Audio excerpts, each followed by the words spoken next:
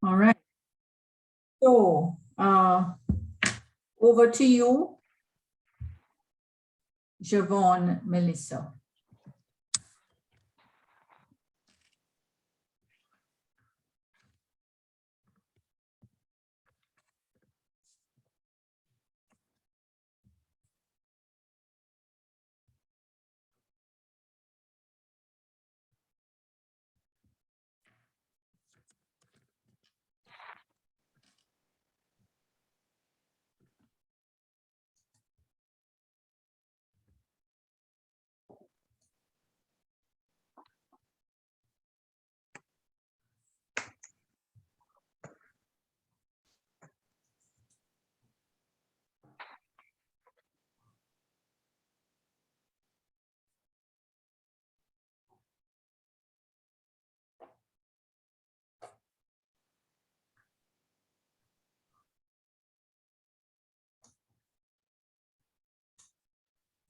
Sorry, I was muted. Good afternoon again, everybody.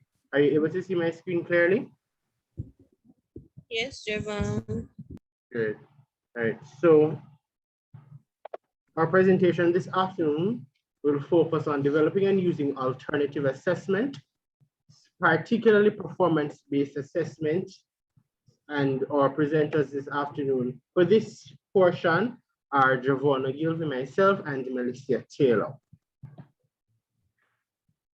Right, so for this lesson, or this part of the lesson, our objectives will include to identify the key terms, alternative assessment, performance-based assessment, identify suitable performance-based assessment in your specialization, summarize the steps in developing performance-based assessment based using the GRASP method, and four, examine the possible rubrics for alternative assessment, performance-based, and number five, design an appropriate rubric for select performance-based assessment. So before we go any further, I want you to look on the screen and tell me what in the concept or the context, sorry, of performance-based or assessments or alternative assessments, the words that I have been using so far, what do you see on your screen?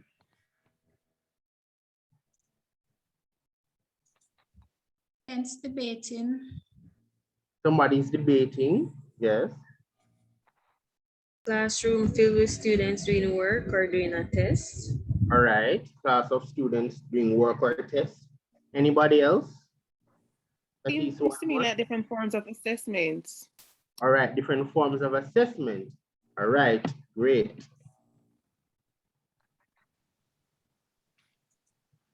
Good afternoon, Dr. Anderson and everyone else. We're here looking at what exactly is an alternative assessment. Now, these are methods or forms of assessment that we use to track or assess students' performance without those traditional paper and pen methods, such as the MCQs. So we're trying to encompass students' emotions, how they feel about the assessment, as well as how they can apply what they learn to real life experiences.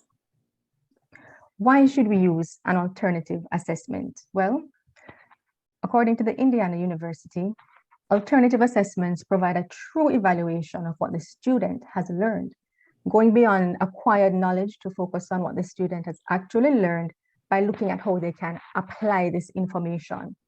So it has its advantages. Number one, it can assess critical practical skills, and some subjects this will really apply to us in chemistry and physics, and active engagement in learning.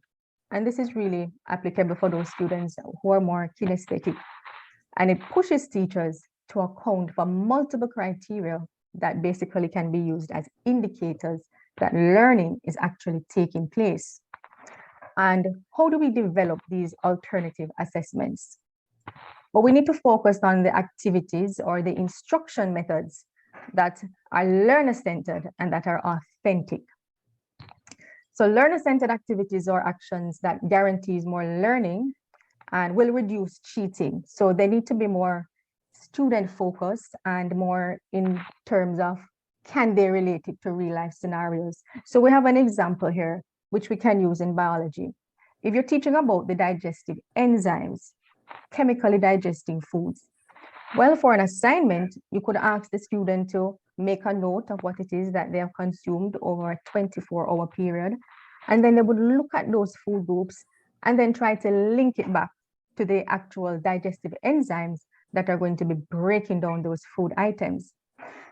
Also, thirdly, for when you're developing your alternative assessments, you should engage the learners, allow them to help with creating the assignments for specific topics. So this will make them feel more accountable for actually carrying out the different tasks that you're going to be using to assess them. How do we develop alternative assessments? And we're continuing choosing an instructional outcome. What are instructional outcomes? Any ideas from anyone in relation to your particular subject area? Could you give me a topic in regards to an instructional outcome? Anyone? Okay, Javon, I'm unable to see what is happening on my Zoom. So could you go ahead and let me know if there is somebody indicating that they'd like to answer?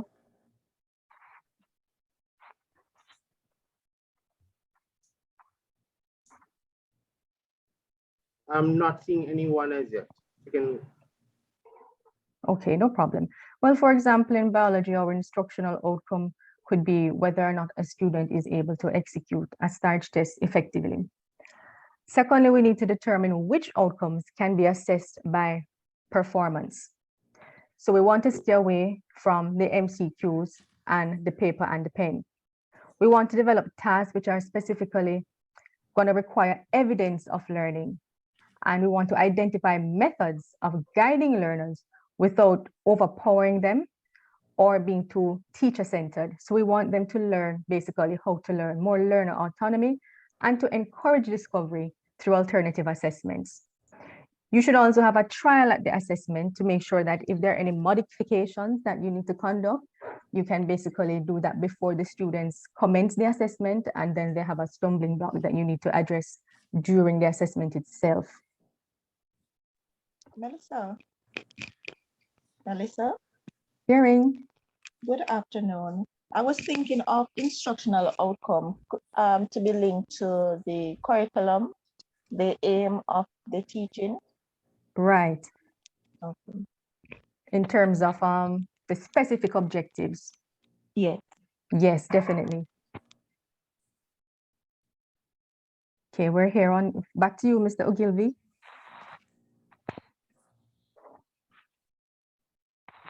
Javon? Thank you very much. All right, so continuing with performance-based assessment. All right, so it says assessments can be used to directly measure rather than giving indicators of students' understanding, whether it be cognitive, affective, or psychomotor. So instead of asking a student, what do you understand from this? And they will tell you, yes, I understand it fully. And then probably be able to write a definition. Or in your lessons, you're trying to emote some kind of affective, or it's an affective objective. You can now actually visibly see the students perform the task. If the objective would require them to construct or to build, you will actually see them building. They may be able to outline the steps in building, but would they be able to physically do it? Through performance assessment, you can see that. Teachers will be able to directly observe students as they display the desired behavior or the cognitive reasoning skills. Performance tests include observing and rating the learners as they carry out whatever action or product that is required of them in the lesson. Right. The performance assessments can be measured or can measure and assess in a wide variety of areas. It measures students' competence of content taught, whether they fully understand it, students' cognitive learning, their reasoning ability, the process and product outcomes. So as mentioned before, in our objectives, in our syllabi, we have various outcomes. At the end of the lesson, students should be able to build, students should be able to differentiate, students should be able to demonstrate, to set up. to draw, to describe these outcomes, we can, as teachers, visibly and actively see the students carrying out the process of setting up the equipment, see them actively creating the product, see them actively performing or displaying particular behaviors. It's also good in measuring affect or social skills. So a lot of our objectives in the syllabi would see students collaborating, working together. And the only true way to measure whether or not students can actually collaborate and work together is actually having them collaborate and work together. And this we see through performance assessments, where students are required to do activities where they must work together in groups or as the entire class. So, like everything in life, you have the good, the bad, the indifferent. Performance assessments, pros, would include the direct observation of students' ability. Students are actively engaged in the lesson or in the lesson activities. It's student-centeredness. As Melissa mentioned, that performance, we encourage that in the development of performance-based assessment, students become involved. So instead of the teacher being the one to set the test, denote the questions, mark the paper, students are involved in the selection, the actual carrying out of the activity or creating of the product. Students can be also included as the audience and the markers in peer evaluation of these assessments. It's authentic in that you will see true representation. While giving an MCQ, a student can probably guess an answer, or in an essay, many of us can allude to this, that we not to know what the topic is, the question is asking, or write only for something the teacher is supposed to pick the sense out of the nonsense. But when we have given students a performance, or when we give students performance-based assessment, they can't fake a debate because you're up there speaking. You can't fake a product that you're supposed to be, because we'll see whether or not it's made properly. The cons, it's very time consuming. Planning a lesson, which as we would have heard in our previous courses, are that it takes time to go through just to plan a regular lesson and to write a regular test. So you can imagine how difficult it would be now to create an assessment where you students are required to be creative. It can be very costly. The use of resources that you would need in the various subject areas. It relies very heavily on student initiative and drive. We may have students who just don't care. And we say, come on, let's act, let's dance, let's do a poem. But they're not interested, they sit and look at you, especially in our online space where you're not physically in their space. You say, John, wake up. You look at me, come, let us get involved. It relies gravely on the student's own initiative, right? And final one, results can be subjective. When you have given students, for example, and you'll see examples as we continue, to create a model, and my idea of the model being neat could be different from another teacher's idea or interpretation of neat or organized. So you have that, even though you will have a rubric, as you'll mention later, there's some level or degree of subjectivity, right? Performance-based assessments are more suitable for assessing taxonomic level objectives. So those who, as we mentioned, the creating, the analyzing, the depicting, paper and pencil assessments are very efficient and reliable and valid in assessing knowledge and comprehension at some form of application. However, if properly constructed, performance assessment outshines when assessing complex thinking, habits of mind, and social skills. So as what I would have mentioned, that when it comes on to seeing whether or not students really do understand, not just them get something from it, but they truly would have internalized and understood the concept and topics effectively, this can be best shown, through performance assessments. All right, some examples of performance assessments we see here are writing short stories, writing a report, oral presentations, debating, doing an interview, demonstrating your lab skills, for the performing arts, singing, acting, dancing, role-playing, constructing models, and in this technological age, we see where many things are online, creating a web page, doing infographics, students recording a video and uploading. All of these are examples of various forms of performance assessments. And I'm sure that these can all relate to your subject areas. So could you tell me now, for example, which one of these listed, or if you want to include another one based on your understanding, based on your subject area. So just tell me your subject area and which one you think would best or you could use in assessing an objective in your class. I wrote one in the chat. All right. Checks the chat. Or instructional outcome teaching.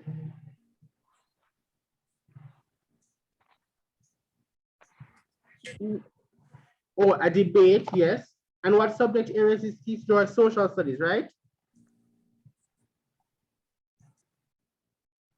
That was fifth form economics.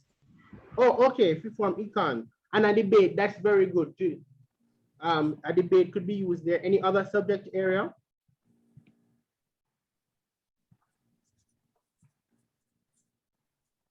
Even one more? Well, for maths, we could have them construct models. All right, great. Constructing models in math. What kind of models? 3D models of the different three-dimensional objects. All right, great. So it's different from just them identifying what a cube is, but them actually being able to make a cube for themselves, to understand the various components that would be involved in the making of a cube, for example, right? And Javon, you know what I like about performance assessments? It allows children to use different talents and strengths to aid the learning process and to demonstrate what they actually understand. Great.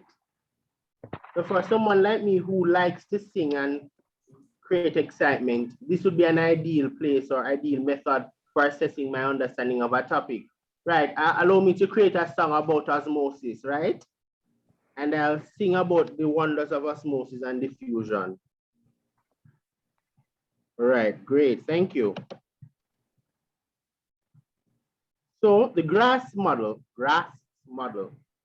So in making or developing a performance-based assessment, we encourage the use of the GRASS model.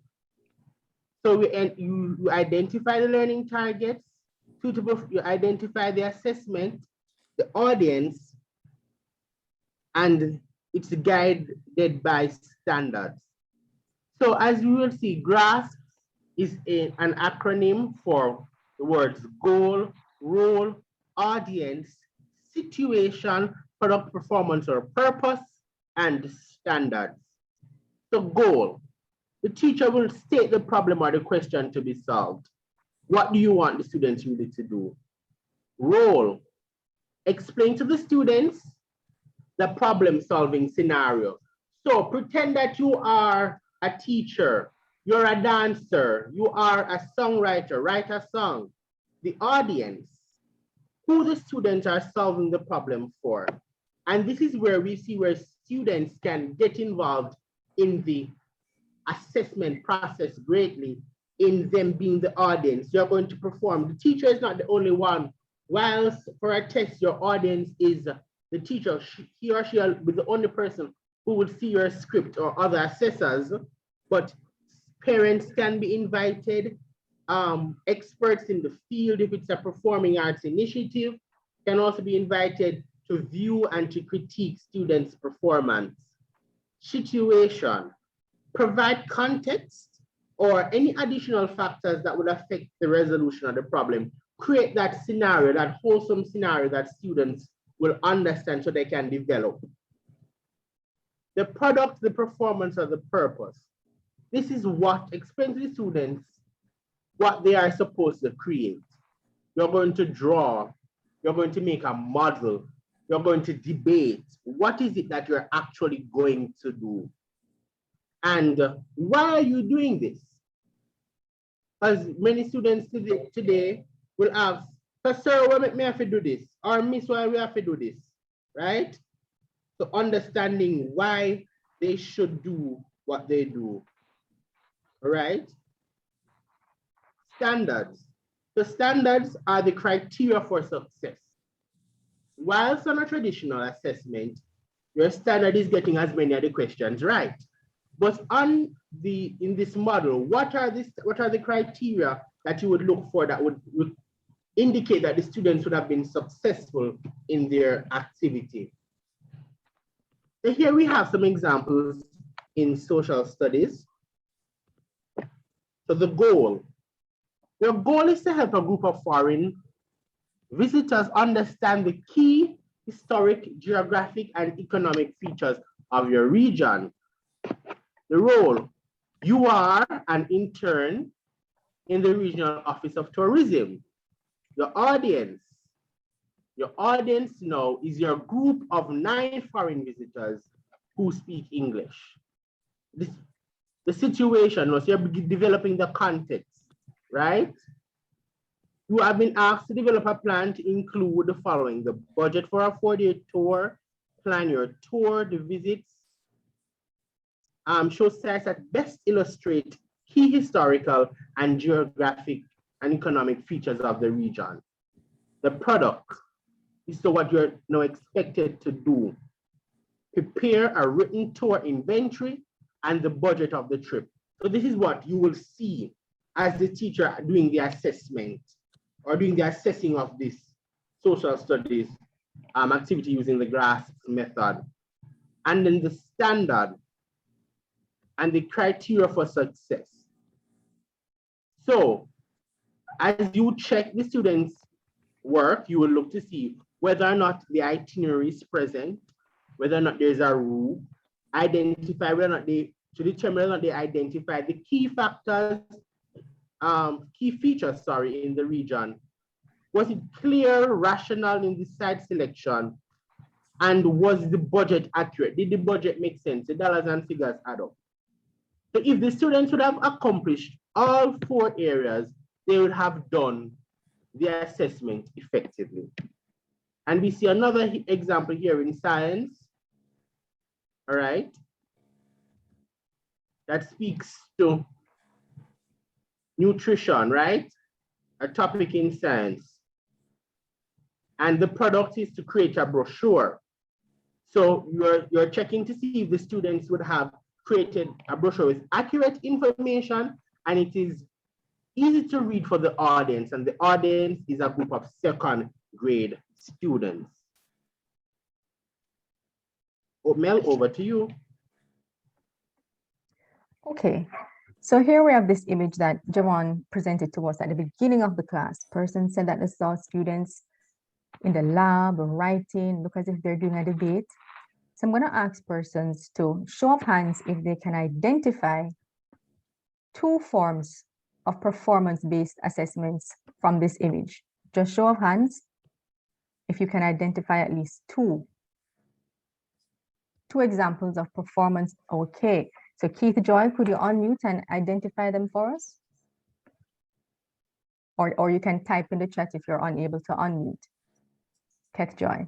The piano playing and the experiment in the lab.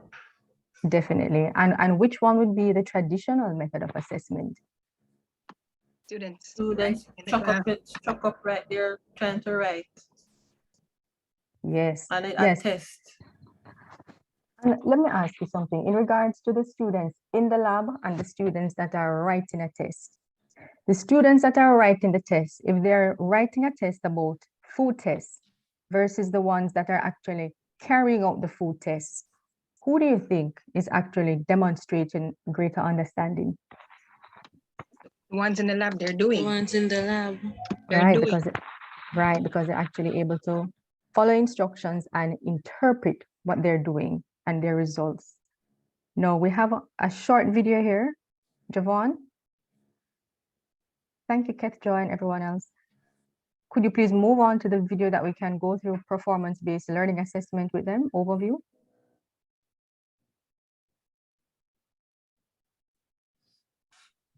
Sure, just let me know in the chat when you're able to hear.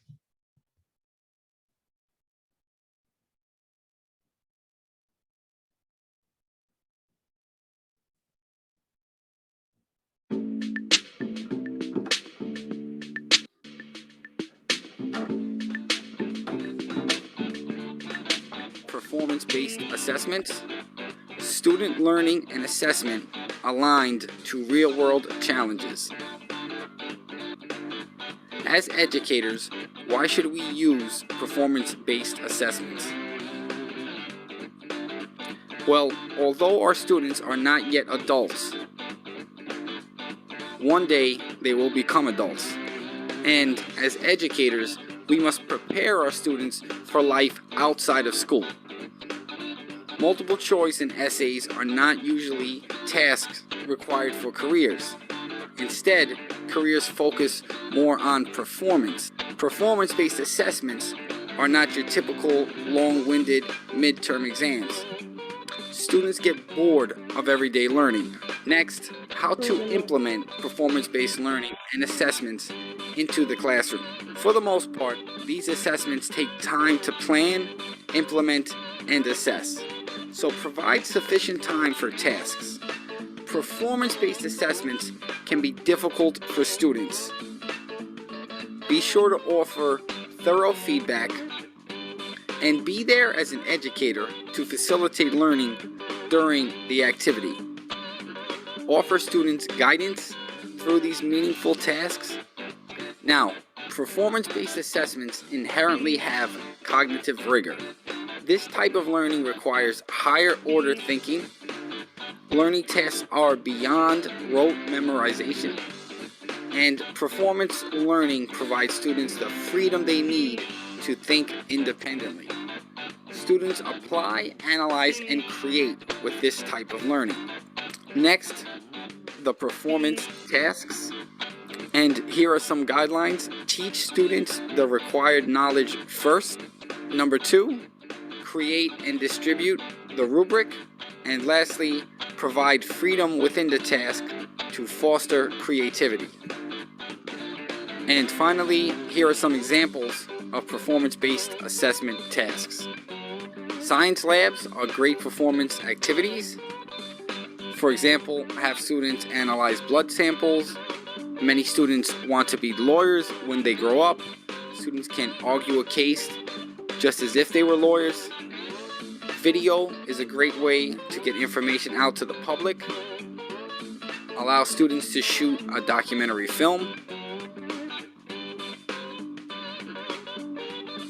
And right now, I just want to say thank you for your time, and I would.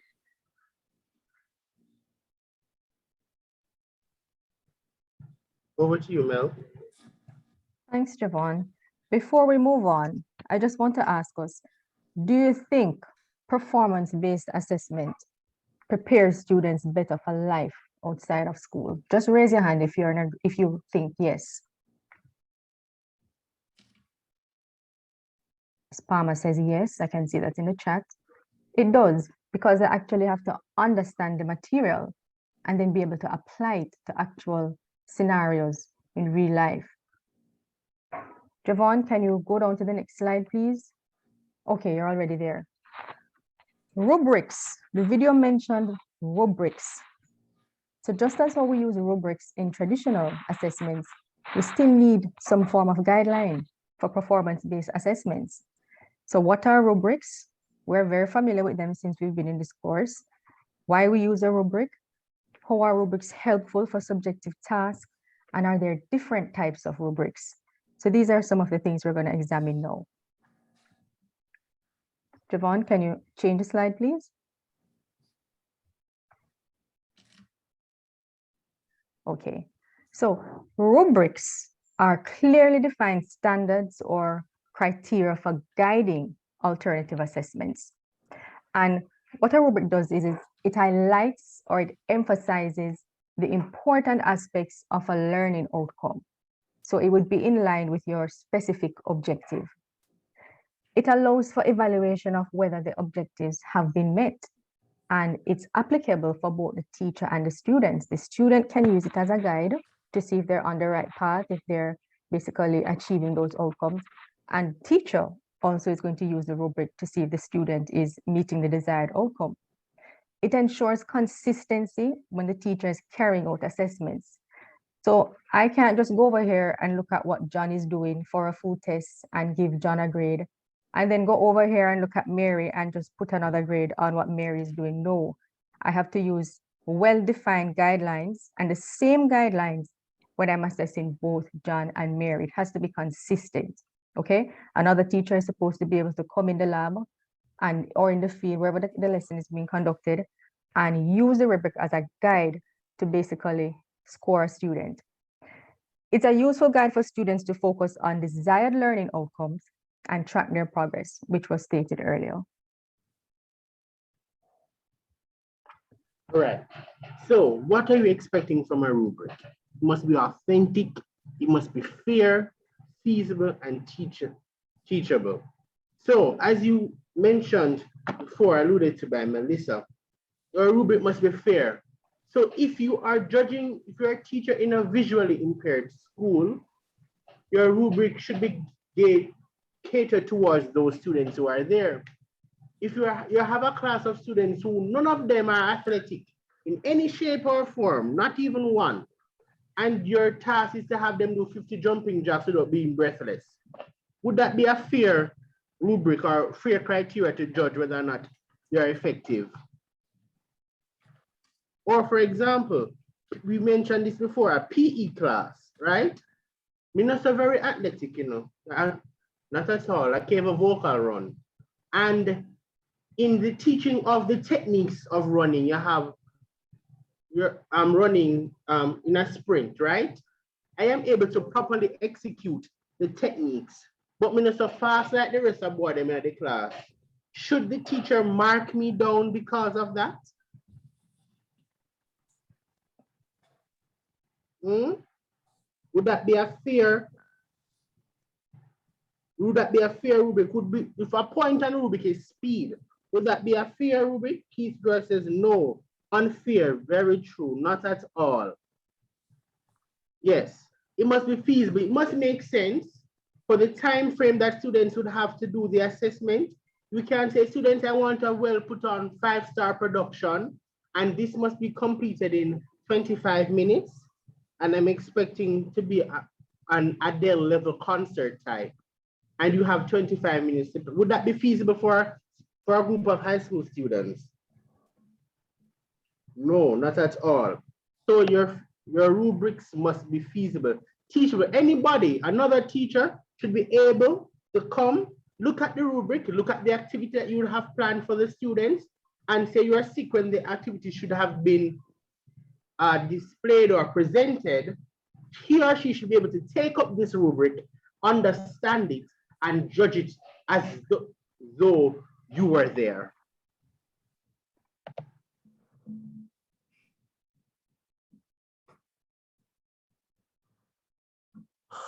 Okay, so how do we create scores for the rubrics?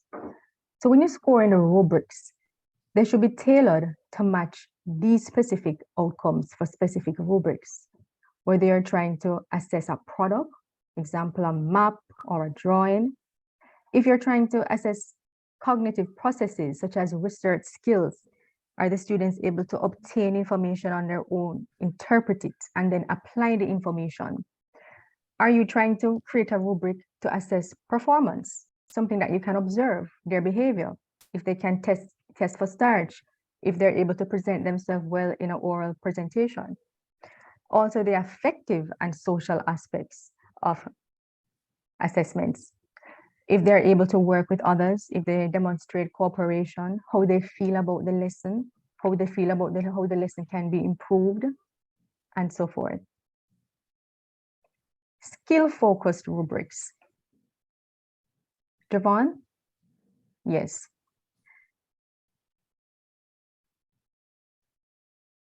Now, according to Popham's, skills are critical key components or aspects for disciplines such as chemistry and biology. And Popham, according to him, your skill-focused rubrics are recommended for certain disciplines such as these. You should not have excessive requirements when you're evaluating the students. You should try to look for about 3 to 4 markers. You should have concise and clear requirements. Example, for biology or chemistry, keep it simple. Lighten the Bunsen burner, testing for starch, weighing strips. Rate the performance products rather than performance behavior, as this is more objective.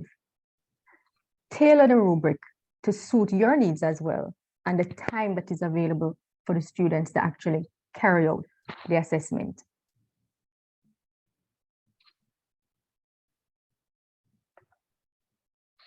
Creating a scoring rubric, we're still here. Firstly, you want to identify the criteria, the task, or the standards that you want to evaluate. You want to have a clear understanding of each criteria so you can distinguish them. And then you're going to use a scale, devise a scale, and assign points to each criteria.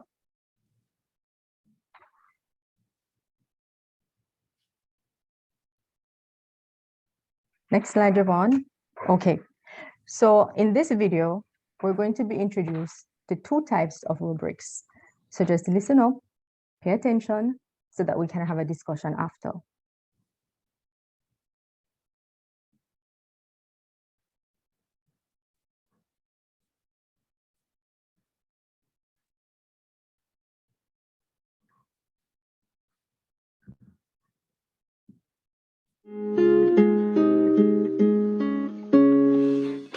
Rubrics, a necessary component to many assessments.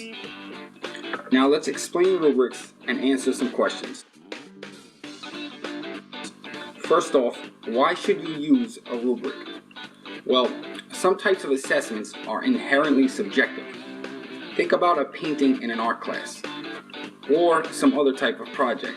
How would you assign a percentage or a grade to an art project? You need some sort of standard or some sort of measure for these alternative assessments. Rubrics offer some type of criteria for these subjective assignments. They help eliminate the bias that comes from these subjective assessments. Rubrics create a sense of fairness. More specifically, rubrics offer assessment objectives and desired outcomes. They provide clear and defined goals. Now, how should you use rubrics? What is the best way to incorporate the rubric into your classroom assessment? Well, the best thing to do is to make your students fully aware of the rubric and all of its components. So before an assessment, be sure to go over the assessment with the rubric beforehand. You can probably find some rubrics on the internet. Most of those rubrics are going to be very generic, however. You should try to create your own rubrics, though it will take some time. Now there are 2 types of rubric. One type of rubric is the analytic rubric. These rubrics grade student work by specific components. The number of components in the rubric may vary. However, each component can have a point value, usually from 1 to 4, although that can vary as well. But you can score a student on a component up to any number. These analytic rubrics offer much detail to subjective assessments. The second type of rubric is the holistic rubric. Holistic rubrics grade student work based on a whole as opposed to specific components. Whereas analytic rubrics break down assessments into different parts with details. So holistic rubrics, on the other hand, sort of make judgments from afar. Holistic rubrics may be more subjective, but are definitely easier to grade for the teachers. Right now, I just want to say thank you for your time, and do me a favor and please subscribe to this channel.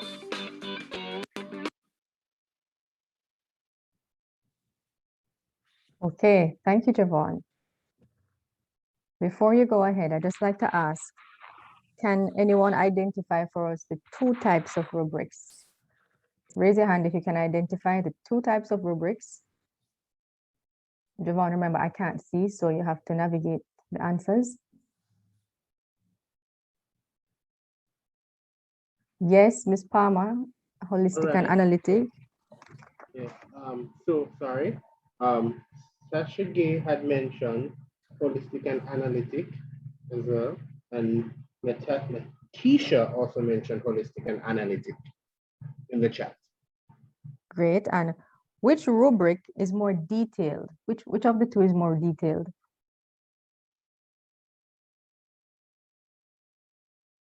Show of hands, or you can type in the chat if you're more comfortable. Which of the two rubric? Analytic, very good, very good.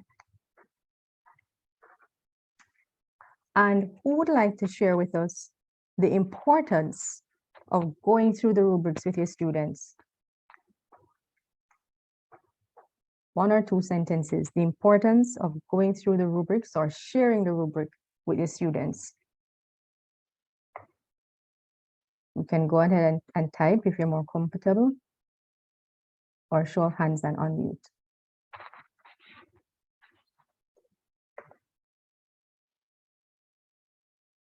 Any responses, Javon? Not yet.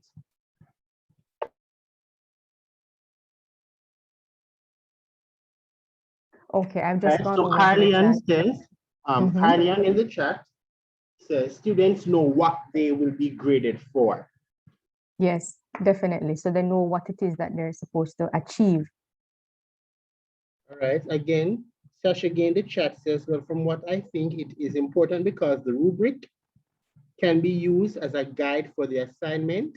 Definitely. And Natisha says to ensure that there's clarity towards the Excellent. expectation.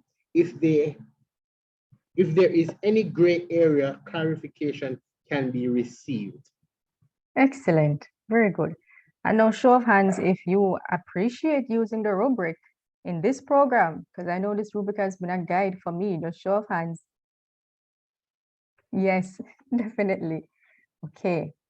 Moving down. Back to you now, Javon. All righty, thank you very much. So this is an example of a holistic rubric. So holistic rubrics just generally gives the overall effect or emotion or feeling you get or your overall response to a performance or to a product. So if I ask somebody who are very vague and they say, how was your day at work? It is all right. How was school today? It is good. There's no details to say, well, you know, at lunchtime we did this, at break time we did this, teacher did teach this, we never learned this so good, there's not that much, but there was an overall. It was good, it was okay, it was excellent, and nothing more. So this is basically what holistic rubrics are. It just gives that overall, that holistic view, bird's eye view of everything, the entire performance or the entire product as a whole.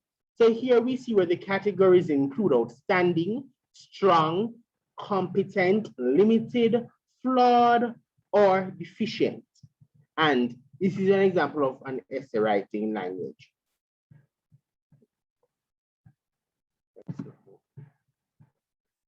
Right. So rating scales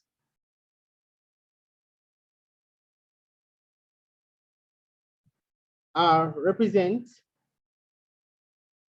along a continuum. So if yes or no, or present or absent, inadequate or needs, rating scales show how you feel, the effect of how you feel about a lesson or an experiment or the product that you would create. Rates are given based on the overall quality of the assessment outcome. And as mentioned, it's applicable for both procedures, products, or performances, as in performing arts. So a numeric rubric is an example here along a continuum as well, where this example is the rubric assessing a student's performance in a class altogether. So whether or not the student hands in his or her homework, he participates in a lesson, these are the criteria, he cleans up his work area, helps other students, right? So along the continuum, it spans from the child never ever does this any at all, or always does it. So it allows us to understand where you can't just simply put whether it's present or not. That wouldn't be sufficient, right? But it can outline to you how proficient the child is in the particular criteria area. So whether he turns in his homework on time, but for 5 days out of the week, he would have turned it in 3 times, you know, that sometimes participates in lessons, always talkative, always involved, 5s, a score of 5 given. Never helps other students, selfish, never. Cleans up work area, usually, but sometimes he falls off, so that's a score of 4. Are there any questions? Whether indicating or in the chat. Let's see. Listen, agreed, okay.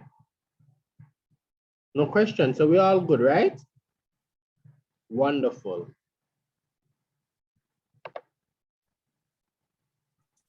Javon, before you go on, let me just, do you have any example of the analytic rubric?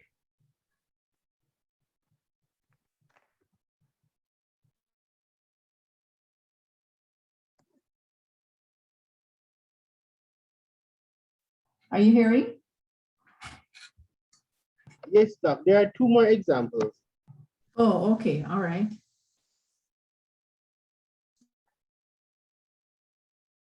Okay, so the checklist rubric now is simple, but it also entails some amount of detail in regards to what you're looking for in a procedure. It's applicable to learning outcomes or complex skills, usually those which can be assessed as observable tasks. Again, I'm going to use the food test example. You have your yes or no, present or absent, or 0-1 scoring method. And the observer can rate whether they were able to observe performance on the spot or if it was delayed. And the score is actually determined by the number of checked items. So you must decide upon a minimum pass score, and then you can assign a letter grade to it. This type of rubric, I think it's very similar to what teachers would use when they're assessing for an M&M, measurement and manipulation.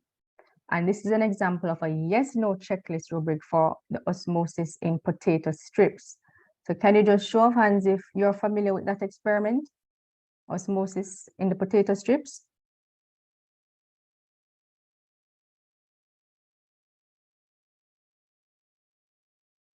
Yes, Kat Joy, based on what we saw, I think so. Okay, so these are some, okay, these are some markers that we can look for this yes-no checklist.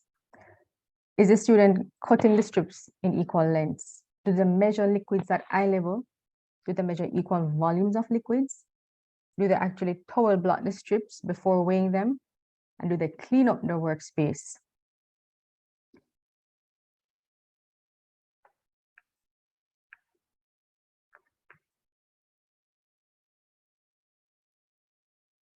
All right. So just before we continue, I'm not seeing, so we don't have a direct example of a full-on analytic in here, but I'll share one with you in the chat in just a minute, all right? However, in explaining it, instead of the holistic rubric would speak to the overall effect, the analytic rubric would speak to the individual components of the task to be completed. One case in point is the rubric for this course, these presentations that we're having and the various papers that we'd have to write, right? So when Doc would have gone through the papers, she would have said to us that she's looking for our presentation skills, right? Whether or not our content of the presentation is adequate, or referencing, or style of delivery.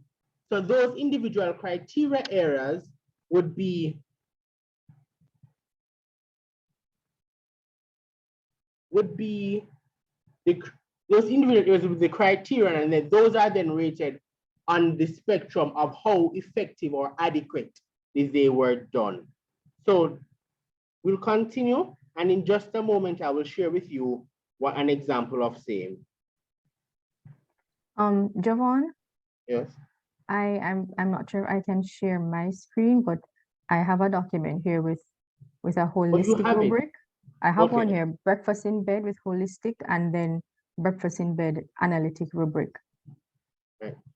Doc, is it okay for us to continue and share that after? To what, Joanne? To continue what? All right. So we're going to see that in just a bit. All right. Just before.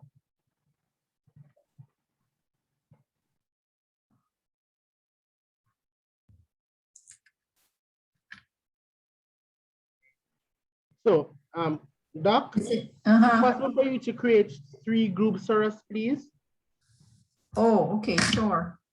All right. So while Doc does that, in the groups that she will create, I will do 3 rooms and let it go automatically, right? Yes, Doc. Or let the participants choose. They can choose. So you can create one for science, social studies, sciences, social studies, and language. Science.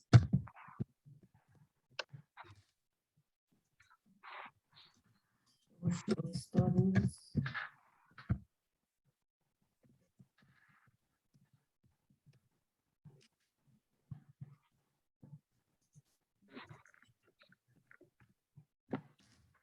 Okay. That's it? Yes, please. So why does it have the recreate? You have to click that? I'm not seeing it. I'm not. It didn't work out? Pardon? You don't see it there? Okay, I can click off science, social studies. Let me do it again. Right, so could you pass it to colleagues? Could you take a screenshot of this activity, please? So after I do that, what do I do? Just open all rooms? Yes, but I allow them not to enter. I don't want them to enter, but you can open them. Oh, so close it back, open them, but open it is fine. Okay. Okay. Continue. Thank you. All right, so you're in your groups. I know that there are many other specialties here, but you can select one that's closest to your area. For the sake of time, select a topic, identify a lesson objective, choose an appropriate form of alternative performance-based assessment, select a rubric method, and just jot down, doesn't have to be extensive, how you would, a rubric that you would use to, assess that particular objective. Are you able to see the rooms?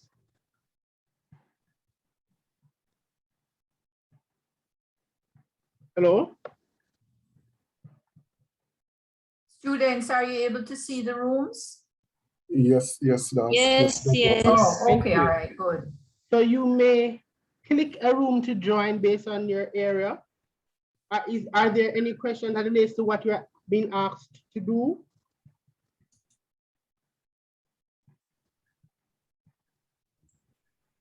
Leave out the slide for them.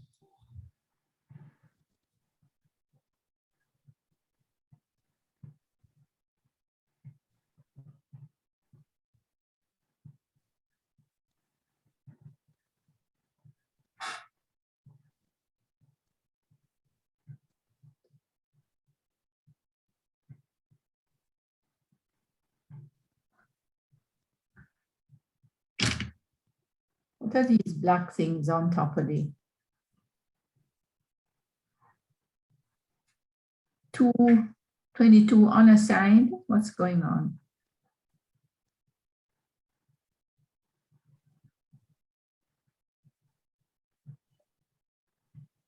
Keith Joy is the only social studies person.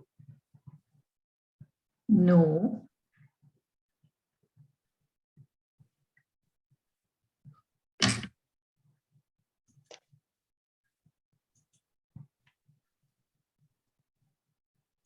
Okay, someone else has joined. All right. She and Tadisha, only one person in language. That's not so. All the language people, where are you? Melissa, I'm going to stop sharing now. You can get ready to share when we come back, all right? There are several people who haven't joined yet.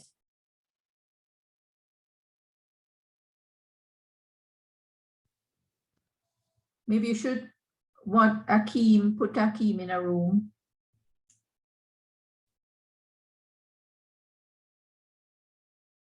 Akeem, what is your specialized area again? Social studies and geography. Oh, so you could join. I'm putting you in room 2. Okay. Thank you. You're gone.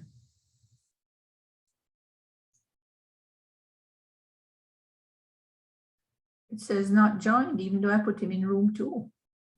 How is that? He didn't join. He has to accept, no? He has to accept. Akeem, you have to accept.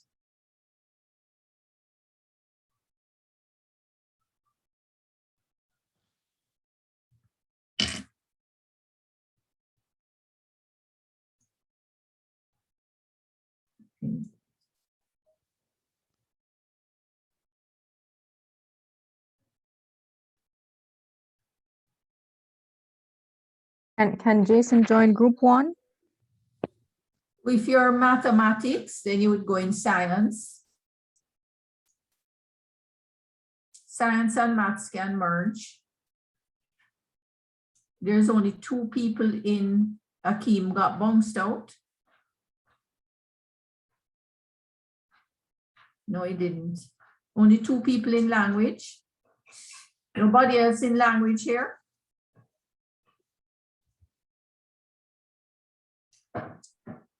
I'm in math. If you're in math, you can go in science. You want me to create another room for math? Javon?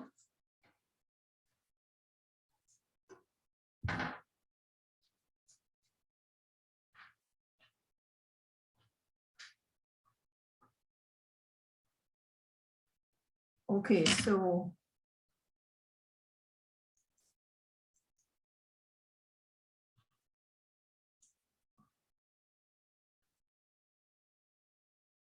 if you're in mathematics, just go in the science room, please.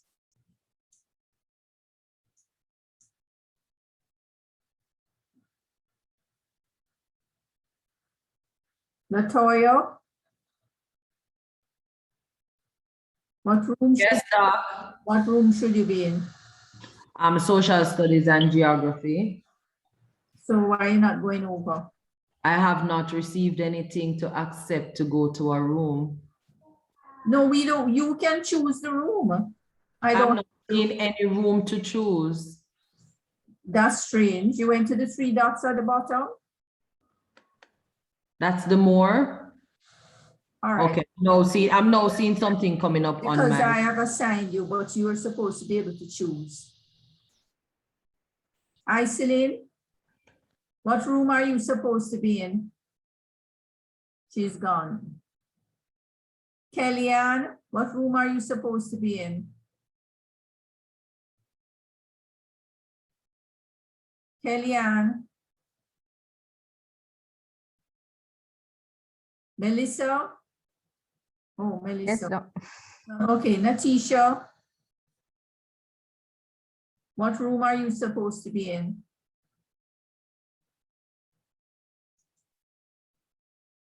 Natisha, are you hearing?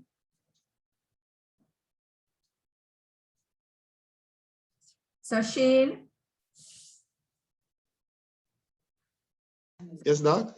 Are you, what room are you?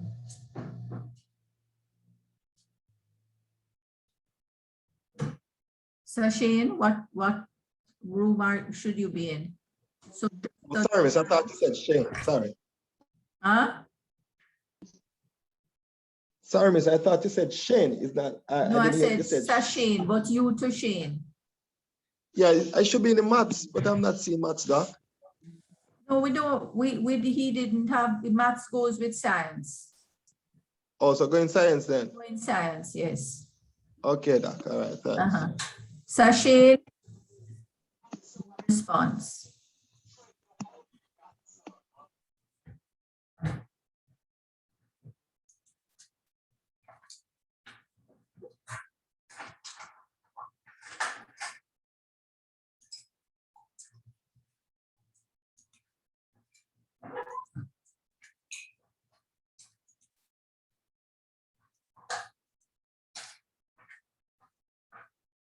You want me to, Melissa and Javon, are you okay? Are you going in to check on them? I just joined Doc to check on them. You did? Let me check. But I see you still, it says not joined. Oh, okay. All right.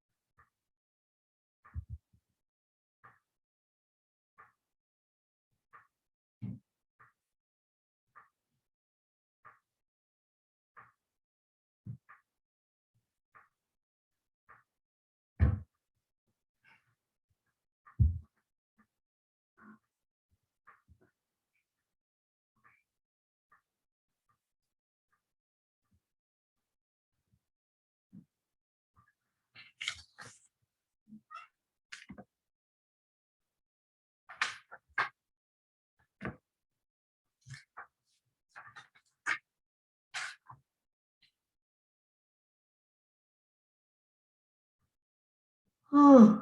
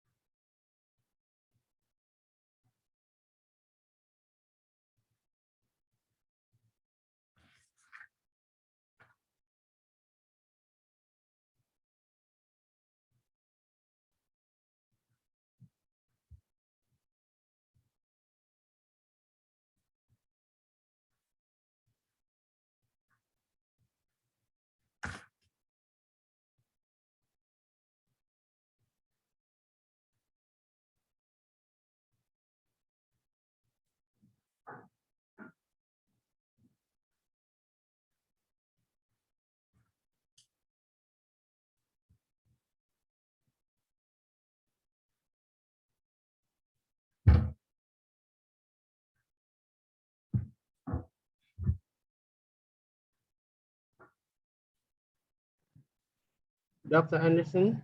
Could we send a message that they have 3 minutes left, please? Okay.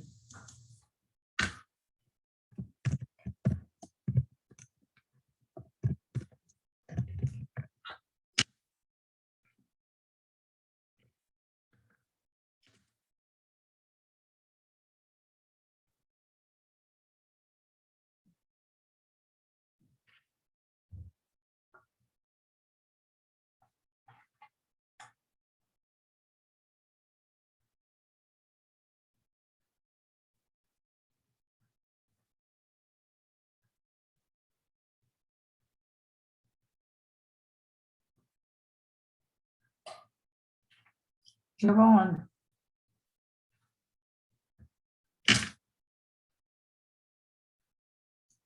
Yes, Doc? I need you to see if you can find another example to give them with the grass, that they can use the grass model to Yes, Doc, there is a worksheet that we will send to them. oh, yeah, but I want them to do it in class, so there's discussion. They will do it in class to clarify any. Right, so, oh, because we wanted the other group to present today, but give it to them. Right, we'll Do take what? a little- Hearing me, Doc? It probably take a little bit They more don't, time. you see what happened, remember, that's part of the assessment, so it's an important, the rubrics is important, but the clarification of how to use the GRASS model is essential, because that is part of the actual assignment. You have to use the GRASS model to develop the assignment, the alternative assignment. So they need to understand it properly, thoroughly, if you know what I mean.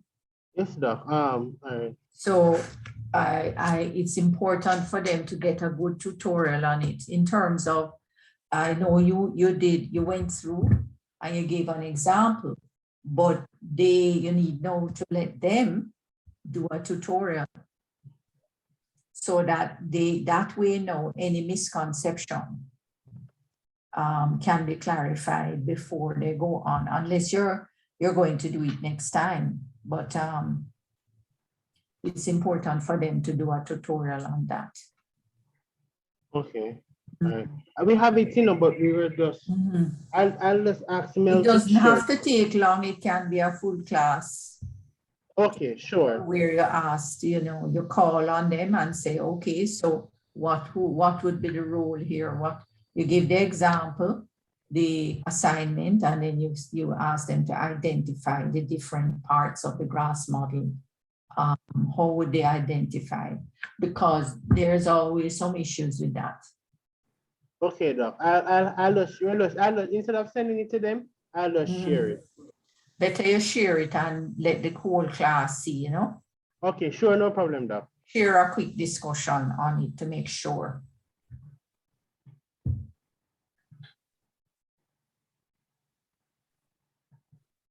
So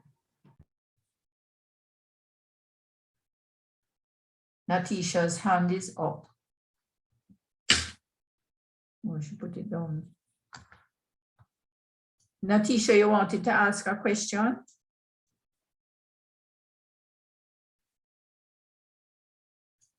it's down, no, Doc. She put it down. Yeah, but she had it up a long time.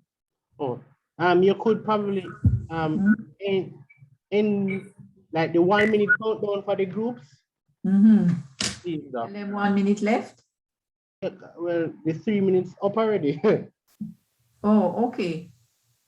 Okay, so tell him how much I must tell him. They have 2 minutes. So they 2 can wrap minutes? up. That's too long. Give them 1 minute. Give them the 1 minute countdown, Doc. 1 minute.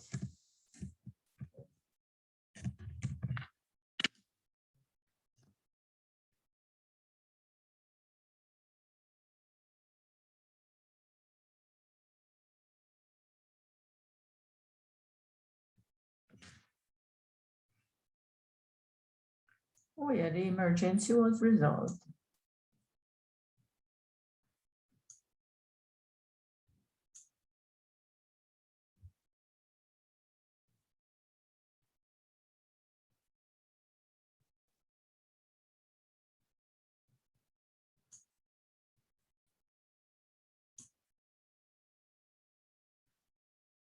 Some people don't like to go to the rooms.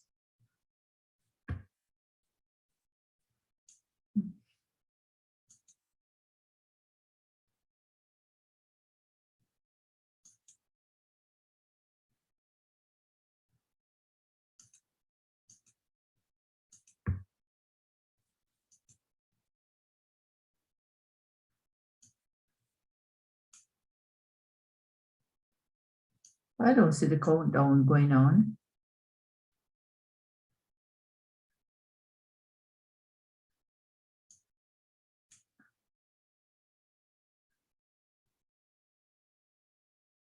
Doc, Is just it end the finished? room, close the rooms. I'm going to close, yeah. Yeah.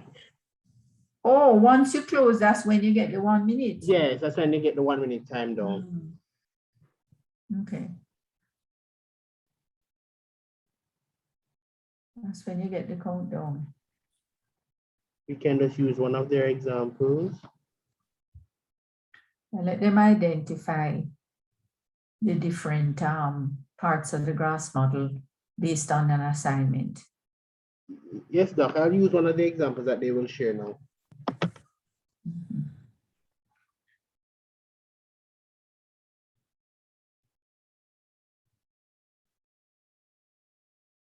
All right, great. I'm seeing that we are all slowly but surely rejoining. I'm seeing some of the science students making their way in. So I'm assuming that we are all ready to share from the science class.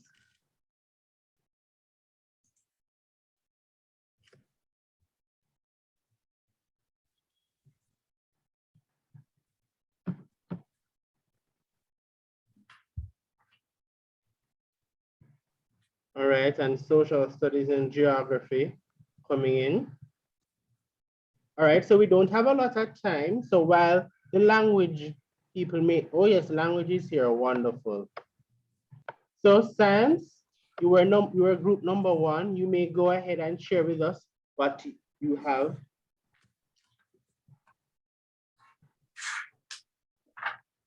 Who's representing the science? Sis?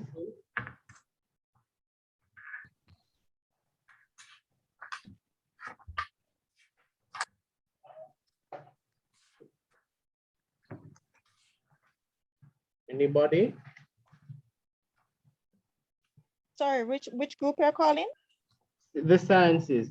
I'm just going in the order of how Doc had numbered them. 1, 2, 3. Doesn't have to be Okay. long.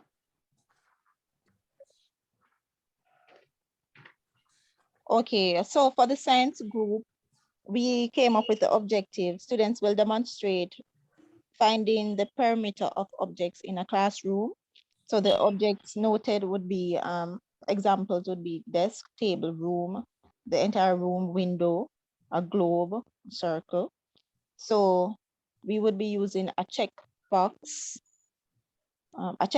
rubric, and we came up with 3 elements with the yes or no to see if the students are demonstrating if they understand the concept of finding the perimeter of objects in a room. So we would be looking at the appropriateness of the instrument of measurement selected for the measurement, for measuring the perimeter. Would look at the accuracy of the measurement, which they would demonstrate, and the correctness, the correct units in presenting the answer when they have done the demonstration of finding the perimeter. So they would be selected if a yes or no, if they have demonstrated all of that. Wonderful. Thank you very much, Ms. Morant. All right, Thanks. on behalf of the science group. All right, Yes. Any questions or comments as relates to what Ms. Morgan presented on behalf of the science students? So we see where the objective was selected. We see where the students were given a task to complete, and how we would judge how the task will be completed using a checklist. So whether or not the various criteria were met, right? All right, thank you very much, sciences. Social studies, geography.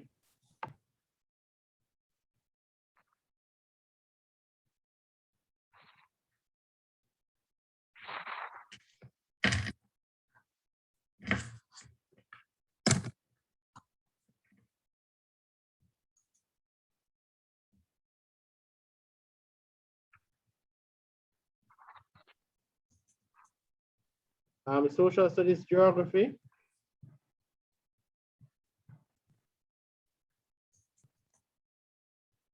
Move on. Come All back. right, languages.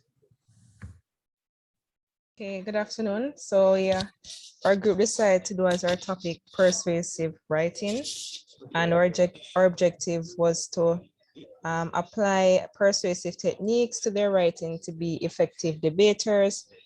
And we chose the debate. And for the type of rubric, analytic, and this is where we check for nonverbal cues. So the body language when they're doing the debate, such as gestures, and the structure of the debate. So there's a particular way that debate has to be done. It has to have an introduction, and you have the body paragraphs and the conclusion. So it would be just similar, it would be the same format as the essay, it's just like being given orally. And we also check for the use of persuasive techniques, so how they bring across their points to try to convince their audience. And then for the rubric, we have excellent, good, satisfactory, and poor. And for the excellent criteria, we have student has shown mastery of 4 to 5 persuasive techniques. That's throughout the debate, that they would have shown these persuasive techniques. For good, students would have to show sufficient grasp of 2 to 3 persuasive techniques. Then for satisfactory, this would mean that the student has limited grasp of persuasive techniques, and perhaps they would have only used 1 persuasive technique. And then for poor, this shows that the student may need some more work when it comes on to debating and the wider topic persuasive writing, because they would not have used any persuasive techniques in their debate. So that is that is what we have. Wonderful. All right. Thank you very much, languages. All right. Great. That was social studies. Social studies now. We can quickly, because we have one more thing to do before we wrap up.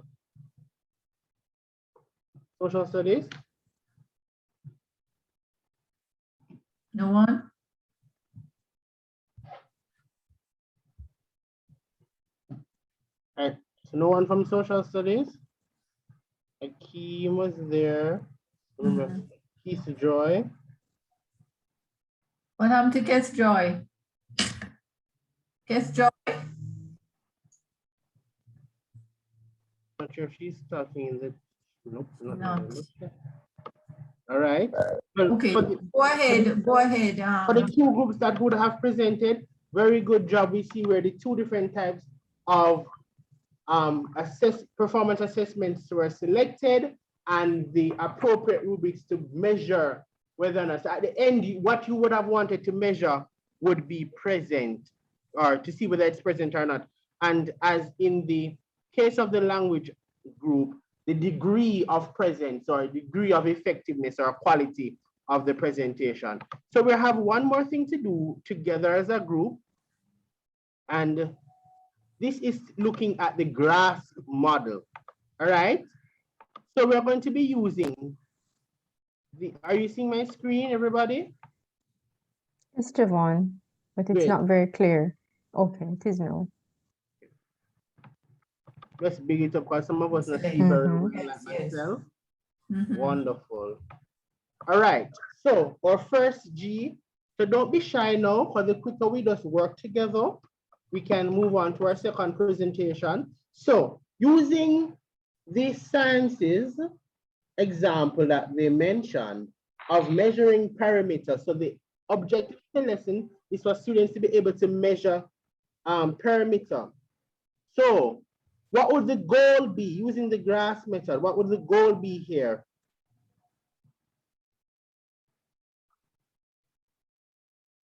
Go again, Javon. Pardon? Go again, I didn't hear you. What would the goal be here? Using the example of the parameter, the objective student should be able to measure the parameter of objects, surfaces. What would the goal here using the GRASP method? The goal would be able to measure the parameter? Yes, that's really what it is. The task that they're supposed to be doing, right? Or the challenge, can they actually measure the parameter of this? All right, so using some creative methods, give me an example of a role that they would have to play, some real life explanation, a role. A surveyor. A surveyor, so wonderful. Imagine that you are, so how would you say that to a class or to your students now? Imagine that you're a surveyor. I don't know what comes after that. That's good. That's the role. That's your role. Excellent, Sasha Gay. That is the idea, is to create the assessment in such a way that it models a real life authentic situation. And what the GRASS model does is the GRASS model helps you to apply the different components of that real life situation. So you have to pretend that you are giving the students not just an assignment that is a performance assignment, but rather an assignment that is completely authentic to the real life situation. So it's almost like you are giving them a stage role to play, right? Yeah. Actor's role to play, where they pretend that they are carrying out a real life situation. In every aspect of it, what you do is identify the real life application in terms of the goal, and that's where the goal was not clear before. Go back up, scroll back up to where you have goal and task. So you said that the task was to measure whatever. So that is the task. But the goal would be some pretend situation that requires you. So they measure for example, the measure the perimeter of a building that would be constructed. Right. So let us say that you were commissioned. So the goal is to measure to get the measurements for a building. Rise construction. That needs to be whatever. So that would be the goal. And then the actual task would be with the actual measuring. So you understand where we're going with this. So it's extremely important for you to understand the authentic application of the GRASS model. All right, continue. Thank you very much, Doc. So who is your audience using this scenario? Who would the audience be? If you are a surveyor doing the measurements for a high-rise construction, who would your audience be? The contractor. The contractor. The persons who hired me. The persons who hire your clients. Could be working with NHT, the owner of the property, right? So who do you need to convince that you know what you're doing, that this is the measurement? The people who contracted you. Wonderful. The situation. To provide greater context now to the students. Somebody?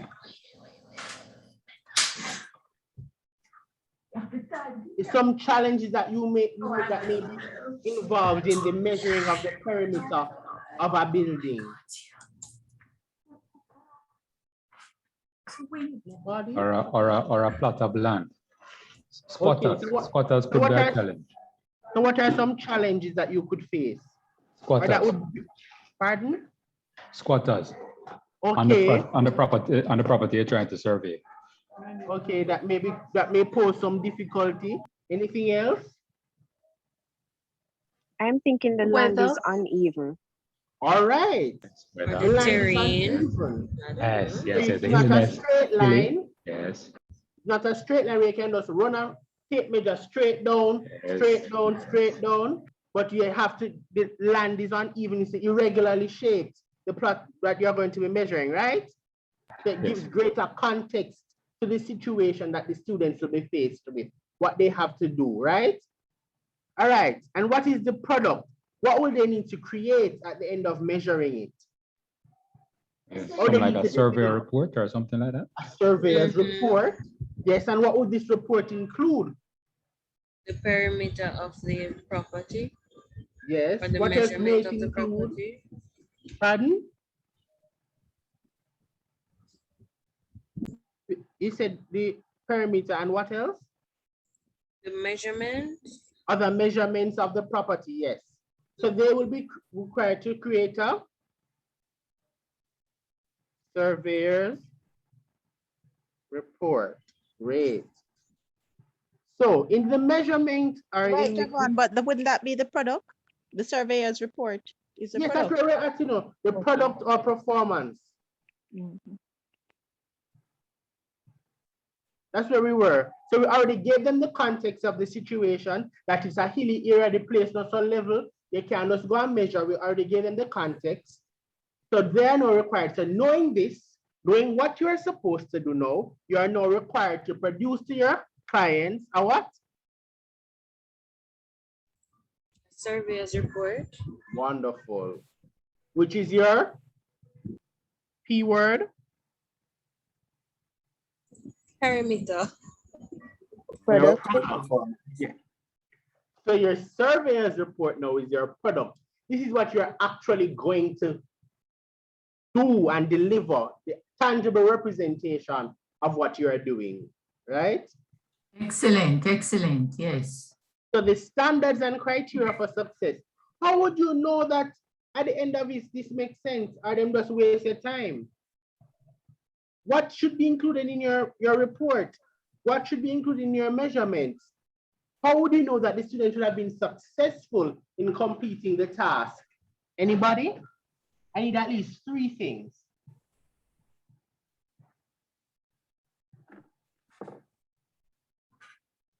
Anybody in the chat? The reasonableness of the end product? The reasonableness of the end product. Explain for me. A surveyor, you contracting a surveyor to survey your property, you would have had an idea as to what the total, you're expecting the value, or not the value, the space to be measured. Okay. So you're looking at it against expectation. You're looking for some measurements at the end of it, right? Yes, it's a measurement. Yes. So based on what was produced by the surveyor, does it appears reasonable? Okay. So if they come to you and say that the area of the perimeter of the land is 12 centimeters, and they're measuring a plot of land, that doesn't make no sense, right? Right, it doesn't. All right. What, 2 more things? And we are quickly out of here. And I have, so Sashane, I've seen your message. I'll respond in a bit, all right? You have to look at it, students, in terms of what is it that you're expecting to see in process and in product. What are you expecting? How are you going to judge? How are you going to mark the students here based on what they produce, right? So you have now got to identify all the standards, right? You have the standards for the authentic part of it, for the pretend aspect of it, which where you're going to say, yes, they have to produce a surveyor's report. But in producing that pretend authentic report, you now have to lay it out in detail, because you're going to be required to do an analytic rubric, right? So that you can assess every component necessary to grade the student, all the essential components.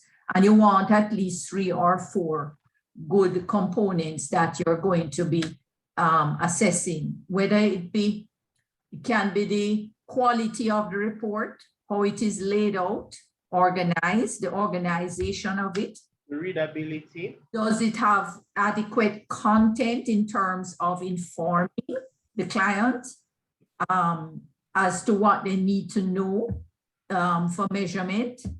You know, what else again? Javon? The readability of the report, whether it's understood, you use too much big words, the client can clearly understand what you're saying. Good grammar and language, right? And of course, how the organization of the report, right? Because it needs to look professional enough. Coherent. There are various aspects of it that you need to lay out as to what are the objectives, the standards or the criteria becomes what we would term as the objectives, the specific objectives, or the specific skills. So it might be and or. Understand? Because suppose you give it to them as a group project, for instance, you also have to take that into consideration. The ability to collaborate and work together. Right, right. So you would have to assess that as well. If it's an individual assignment, different than if it's a group assignment. If it is that you require that the students do a presentation as if they were pretending and doing the presentation to the you know, whatever it is, association or for the particular block that they are surveying, they might have to present a presentation of what they have done. So if it's going to be done in presentation form as well as in a report, all of that has to be taken under consideration and set out in your rubrics and be part of your specific objectives, which would align with what we have here as the standards and criteria, so that the student knows exactly what is expected of them. Understand? Yes, Doc, thank you. So when you come down to the standards and criteria part for success, it is not just expressed in terms of its authenticity, but it must also be expressed so that it's clear enough for the student to follow as to what is expected for them to be assessed. Understand? Okay. Thank you very much, Dr. Hunt-Anderson. All right, so I hope that we have learned. There was a fancy little pretty slide at the end saying thank you. But since we're no longer in that particular PowerPoint presentation, you'll see it when you get the slides. Just to answer Sir Shane's question before we close. So essentially, what the GRASP method is a step-by-step procedure of helping you to develop your performance-based assessment. So it's following this method, following each of the words will outline to you what are all the things that must be included in your performance-based assessment. And you see where it starts from your objective to what you're assessing. So this ensures that you don't leave out nothing. They include the situation, the objective or your goal, and what you're looking for. So it's basically your rubric in making your performance-based assessments for your students. Was that any clearer for you, Sir Shane?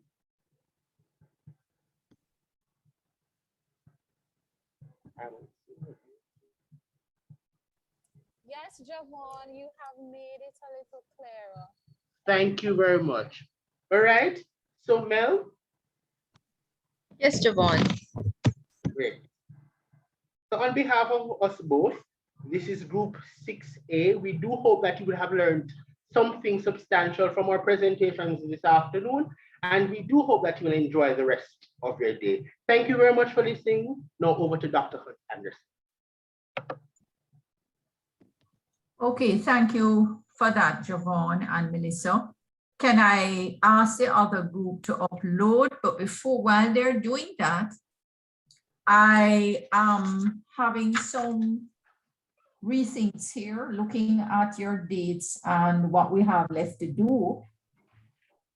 So what I'm going to do is I'm noticing that next week we only have one presentation on grading and reporting, and that is more centered on some of the aspects, both quan and qual aspects of grading and reporting. So what I'm going to do is I will leave my little tidbit that I'm to add in as far as standard deviation goes until next time, since it's only one presentation next week, so that you're not too stressed out.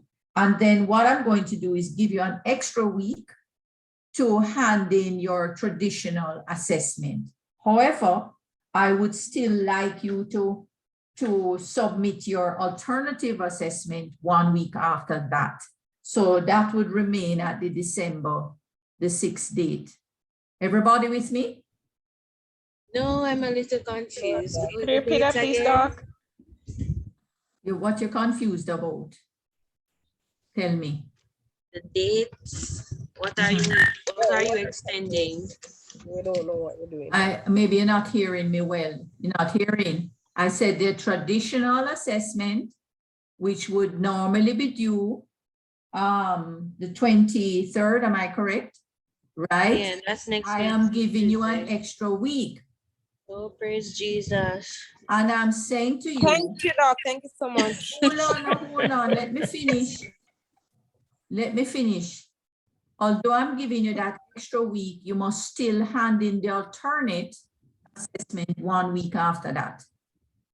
All right? Okay. So the alternate assessment date will keep, but the traditional assessment, which is a little bit heavier, I will give you 1 more week to prepare that. And I will do the little segment because it's a very short segment. And I mean, it's nothing much, but still, I will do that segment next week because I noticed you only have 1 presentation next week. So it would kind of be better. It would be less stressful than having to do 3 in 1 afternoon, right? So it will be 2 next week, myself and Sasha Gay's group. So everybody understand what I'm saying? Do you understand now? Yes, Dr. Claire. Okay, so let me write it in the chat because Right. Yes, please, Doc. Chanel. Yes, please. I just want to be absolutely clear. assessment will be due no later than, what did I just say? November 30. Okay. Okay, Doc. All right, Yes, good. Doc. All right, so we only have like an hour. And so I invite Romar and Chrisan. You haven't uploaded yet. I told you to upload in the meantime. Just permission to share screen. There is permission because it had to be done for the other group.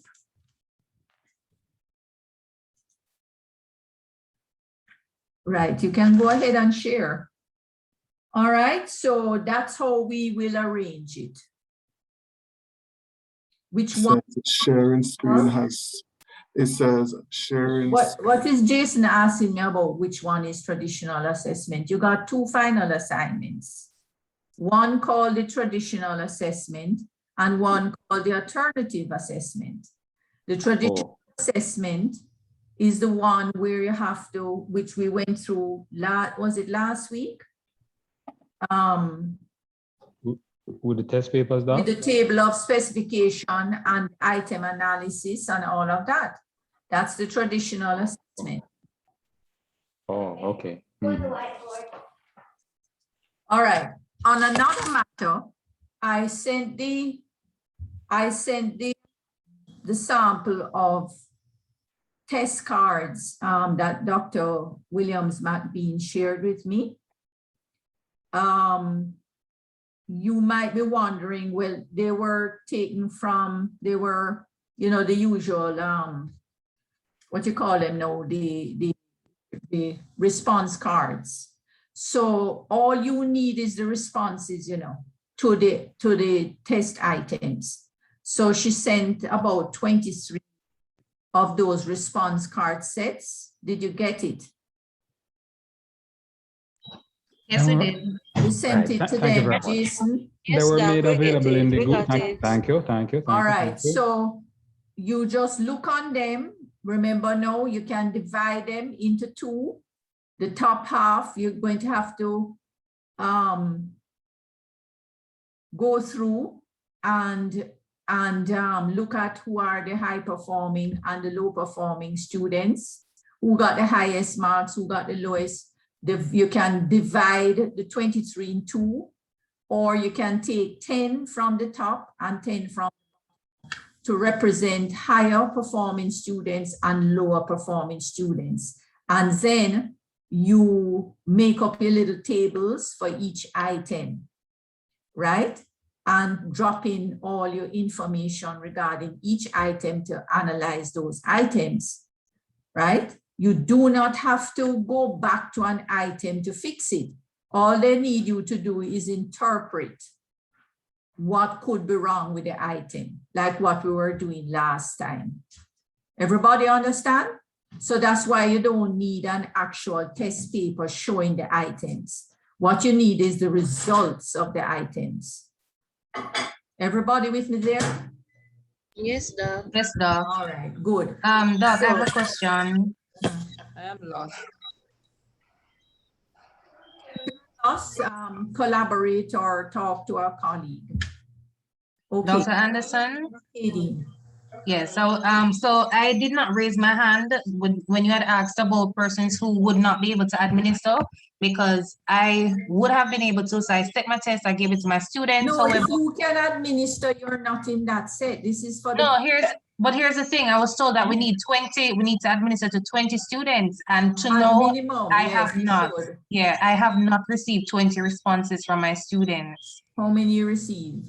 The last I checked, about 9. That's all?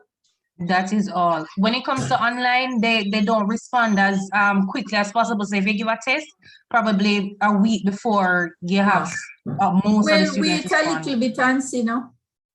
Okay, so if it doesn't reach 20, can I use Might the not reach 20. Go with, you can go with, if you get even like 12, 14. Okay. In half, top and bottom performers. All right then, thank you. Okay, go ahead, Ramar and Chris, because we don't want to lose any more time. All right. Good evening, everyone. Are you hearing me loud and clear? Yes, we Yes, yes. Yes, Ramar. All right. Are you seeing my screen? Yes, we are. All right, good. Thanks so much. All right. Now, this evening we will be presenting on alternative forms of assessment. Presenters for this section of the presentation will be myself, yours truly, and Chris and Speed.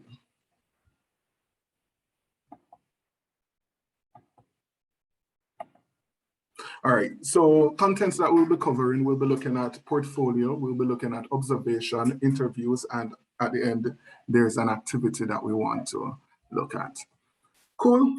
Now, look at my screen, and can you tell me what you're seeing? 2 mariachi players. You're seeing 2 mariachi players. All right, that's good. What else? I'm seeing an old lady and an old man. You're seeing an old lady and an old man. All right, anything Looking else? at each other. A vase.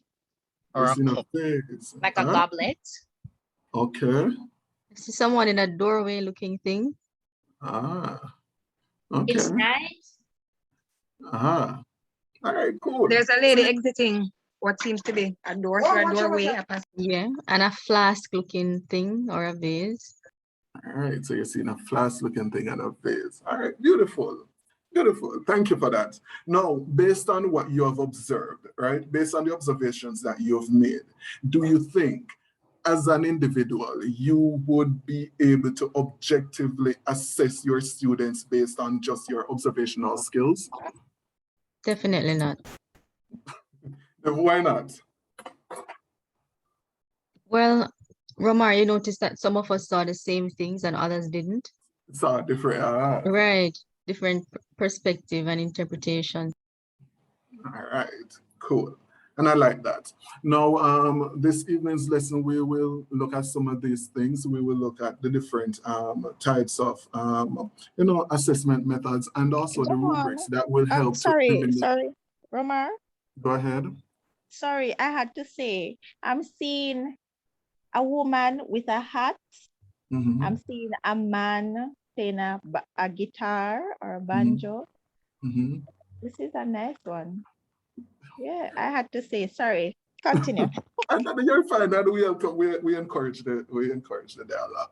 All right, cool. So hopefully that we'll show you how to eliminate some of the objectivities using your rubrics and all of that, to eliminate some of the biases and all of that you may face in conducting these forms of non-traditional assessments.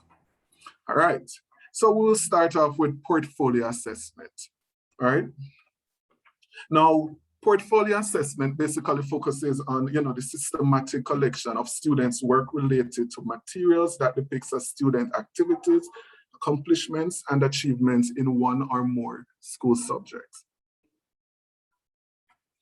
Now, when you think about the portfolio assessment, we're basically using it as a collection to include, evidence that the students would have actually did some work in the class, right? So it's evidence of students' reflection and self-evaluation. Provides guidelines for selecting the portfolio contents and also criteria for judging the quality of work. Now, the goal is to help students assemble portfolios that illustrates their talents, represents their writing capabilities, and their stories of school achievement. Portfolio assessment, basically, it provides pieces of evidence that are combined to provide basically an interrelated and or complete or dynamic and a holistic picture of the student's development towards mastery of a complex skill, such as problem solving, or even just, oral communication. When we think about the classroom these days, we think about the various types of assessment methods, and the use of portfolio is fast becoming, one of those things that we are pushing, especially in this online space now that we are operating, right? So what's the rationale for using portfolio as a form or a means of assessment? It says that portfolio assessment can provide both formative and summative opportunities for monitoring progress towards reaching identified outcomes, right? So by setting certain criteria for content and the outcomes, portfolio can communicate concrete information about what is expected of the students in terms of the content, quality of performance in specific curriculum areas, while also providing a way of assessing their progress along the way. True? Can we think about applying this to our classroom setting? Or before we even think about applying it, I mean, have you ever applied this sort of assessment method before? Anybody? Try it? Never tried? I don't teach. I don't think I've ever tried it. Well, thank you for that, Jeff. But anybody, in terms of our teachers, have you ever tried assessing students using portfolios? Yes. You have? Okay, cool. How did it work out?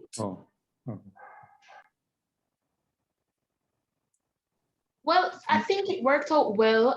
It gave students the opportunity to work together in groups, do their research, think outside of the box, and try to stick within, although they're supposed to stay within a particular boundary or to meet certain conditions, they were able to be versatile in terms of interpreting the information their own way. So I think it was very good. Okay. All right, thank you for that. I have a question, Ramar, 1 second. Go ahead. Are we talking about having the students create a portfolio based on what they would have done, or are we talking about the teacher having a collection of all the things that the students would have done? All right, so it's based on what the students would have done, a collection of work based on various Who is assessments. collective, the students or the teacher? Well, the students would be compiling, teachers would assess. Okay, all right, thank you. Can you just share a minute, Kimberly, on what your portfolio entailed, just very briefly? Kimberly? Didn't she on her portfolio? Her student's portfolio?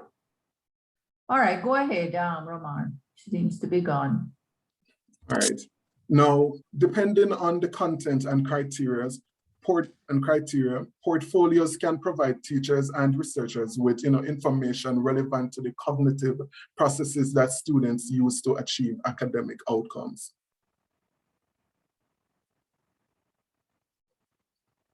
Sure. 1 second. Sorry about that.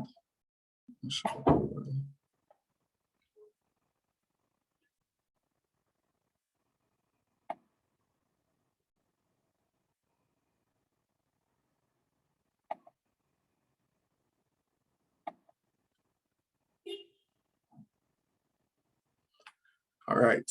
Sorry about that. Now, a portfolio's greatest potential is for showing teachers, parents, and learners a richer array of what students know and can do than the paper and pencil tests and other snapshot assessments. If designed properly, portfolios can show learners' ability to think and to solve problems, to use strategies and also procedural type skills, and to construct knowledge, as was explained by Kimberly earlier on. Now, portfolios are not necessarily alternative to paper-based type tests, but they basically, serve a purpose. At the end of the day, they basically assess the student's achievement and growth in an authentic context over a particular period. All right. Now, portfolio assessments can focus on, the cognitive, the affirmative, behavioral, the metacognitive, and also it focuses on, the developmental aspect of the student. So you have different types of portfolios that, you use for different purposes. You have a process portfolio document that identifies the stages of learning and provides a progressive record of the student's growth. You have the productive portfolio, in which demonstrates, mastery of learning certain tasks or a set of learning objectives, and contain only the individual's best work. So let's say, you would have given a series of assessment pieces over the school year. At the end, those pieces that the student would have scored higher percentage grades, those would be added to the student portfolio in the product-based portfolio. Now you have the growth portfolio that shows change over a period of time. So this is where students will be given a series of assessments, be it good, bad, in terms of the outcome, whether or not they got average grades, whether or not they were in the A percentile, whatever it is, right? You would add those and it would show the students' progress over a particular period of time. So it tracks their development. So this is one important, benefit that can be derived from using such a portfolio. Now, you also have the showcase portfolios that basically, it shows the person's accomplishment at the end of the school year or at the end of a particular semester.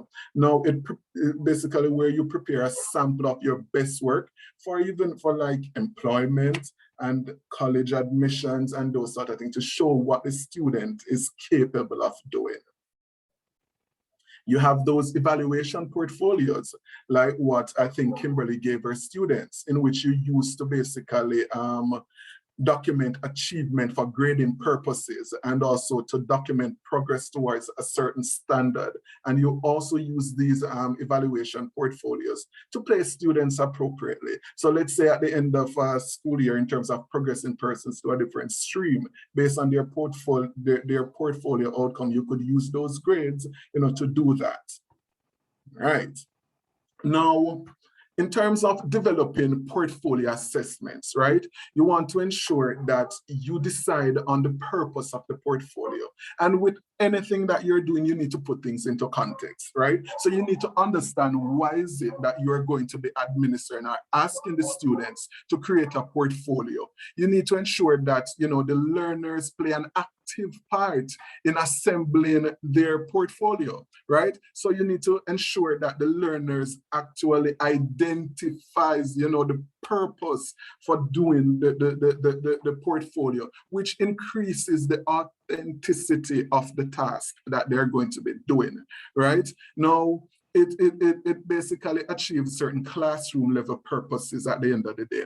Because one, it helps students to monitor progress, right? And also communicate what they have learned. It also serves as a means of passing on information to subsequent teachers. So teachers know exactly where the students are and they can build on that, you know, the scaffolding as we were told in another course. Evaluating how well, you know, a particular subject was taught, a particular unit was taught, students getting a good understanding of that, and it is shown in their work.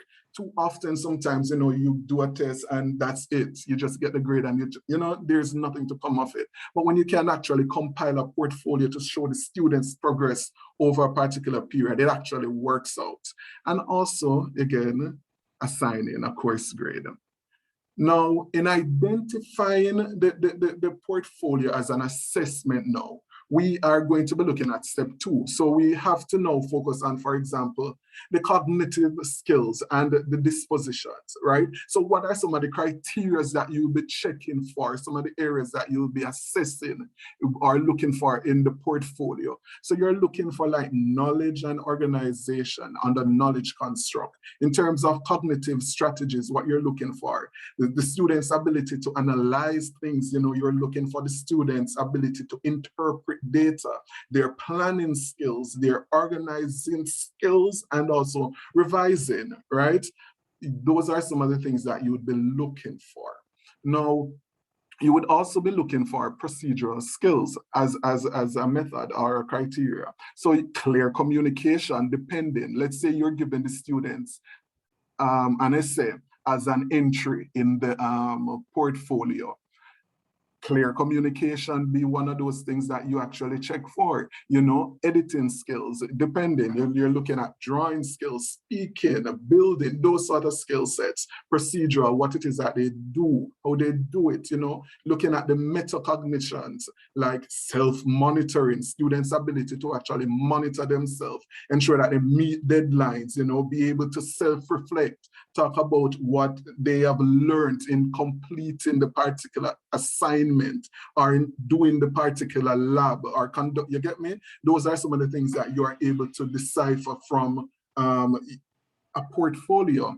It also focuses on certain dispositions or habits that students may have, you know, such as flexibility, adaptability, and acceptance of criticism and persistence in terms of also collaboration and also desire for mastery, right? So you're aiming for that. You're aiming for that desire to be the best at a particular unit, that sort of thing. So your desire for mastery, it also comes out in your presentation. And again, for persons who like to be creative and those sort of things, they actually enjoy working with portfolios, because sometimes we get nervous. Even for me, you know, sitting at tests, sometimes I get nervous. So it doesn't oftentimes give a true reflection of my ability or what I can do or what I've learned over a particular period, right? Now,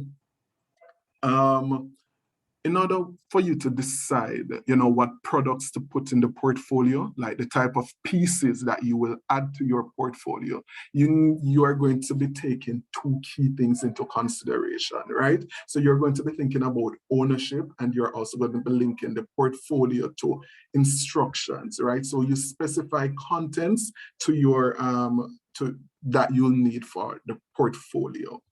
Then now, you know, you look at building the rubrics for your portfolios, because guess what? You need to be able to assess the pieces objectively, right? And criteria for doing that assessment.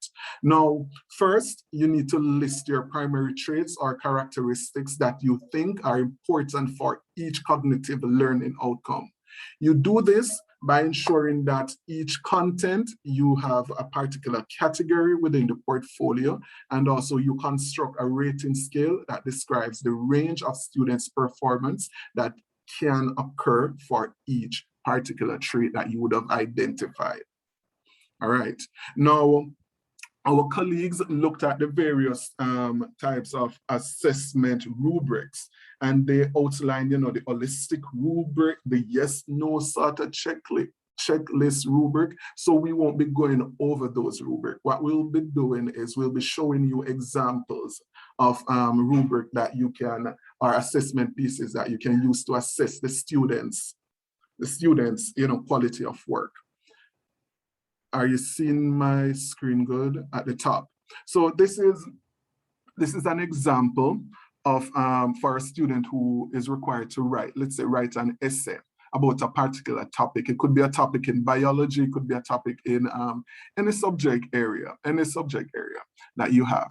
Now, this is what you'd be using to assess the student. So you're looking at, the date of submission, because remember, you're looking for the student's ability to actually meet deadlines and those sort of things, in the assessment of their portfolio. So the date of submission, you also want to ensure that, the reflective aspect of the student is coming out. So you want them to briefly explain what the essay says about them, what they liked about when they were writing the piece. What do you want to improve in the next draft, and those sort of things, right?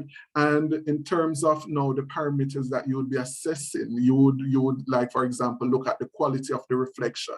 So you would assign a rating, let's say from 1 to 5, and then you would assign descriptions for each rating. So like for 5, you would say that it clearly states what it is that he or she likes about the essay, or likes the least about the essay, right? And then it goes on and it goes on until it reaches like 1 and says no evidence of any reflection was posted, right? So that's how you would assess the student based on certain characteristics.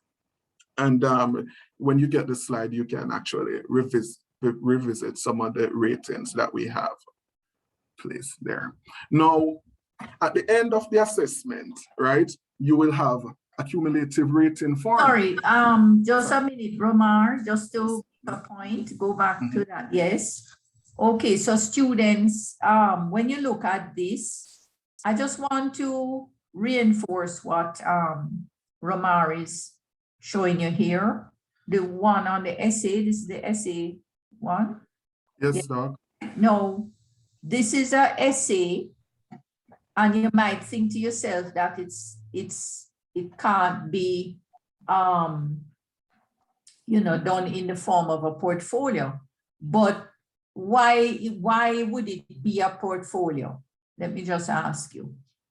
What is the emphasis here, the focus of this essay portfolio?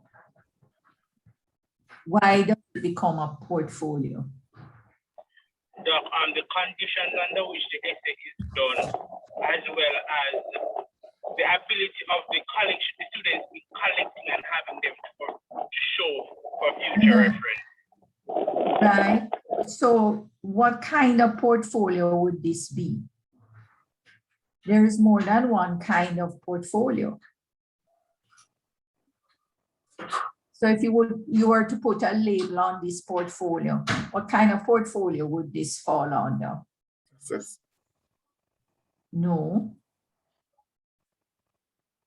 There's more than one kind of portfolio. Had you said that at the beginning, Romar? I can't remember. Evaluation. You said there is different portfolios. Different portfolios, right? You said product and performance or something like that. Right. Now, even in that one here, growth, right? there's growth portfolio. This is what he has. I know it has been product portfolios and process portfolios, but you know, different authors have different, have sometimes described different. So based on what he has here, he has growth portfolios, right? Show us the next one. Showcase portfolio. You had evaluation portfolio, right? So based on what he has there, what type of portfolio do you think that this essay portfolio would fall under? Showcase or show. Mm-hmm. Why not, sir? Somebody else answer that question, or maybe Romar can answer it. Kadeen has up her hand. Kadeen? Oh, that was from before. Okay, so anybody in the class? What are the questions asking here? Come on, guys. This one big growth. Pay attention, eh? Would it be growth? It could be Because growth, it has right? first, Why? second, and because if it's an essay and it's a portfolio and they must put in their best work, this one is giving the student an opportunity to submit 3, first draft, second, and final. So that sounds like a growth kind of portfolio, because you know the first one is usually shaky. Right. The second essay might need more work, and by the time they get to the final draft, that would be their best work. Right. So And this what sounds like a kind growth of portfolio. anything else that would tell you what kind of portfolio it is, would indicate? Anybody else? Yes, that is excellent, Kesjoy. Anything else? Just looking at this here, that's presented to the students. The rating form speaks to drafts, and the wording of it speaks to more than one submission. Yes, that's correct. Anything else? Anybody else notice anything about, say, the questions that are being asked?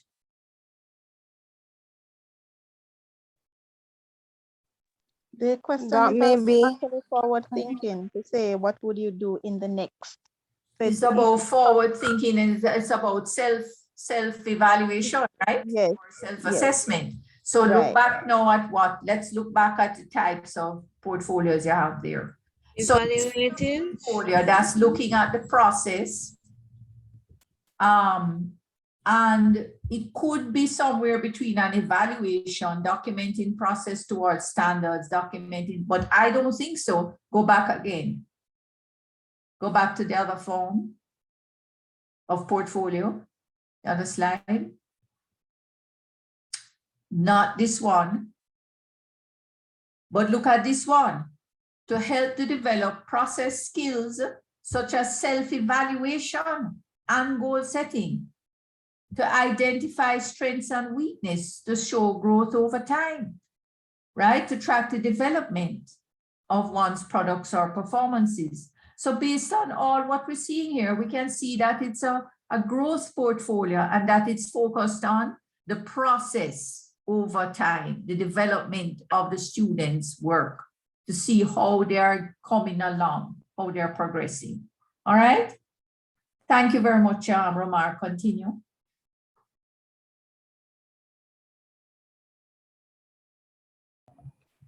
All right, thank you, Doc, for the emphasis. And does that answer your question, Javon?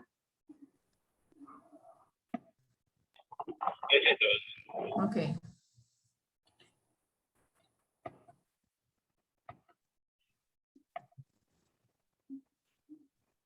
All right.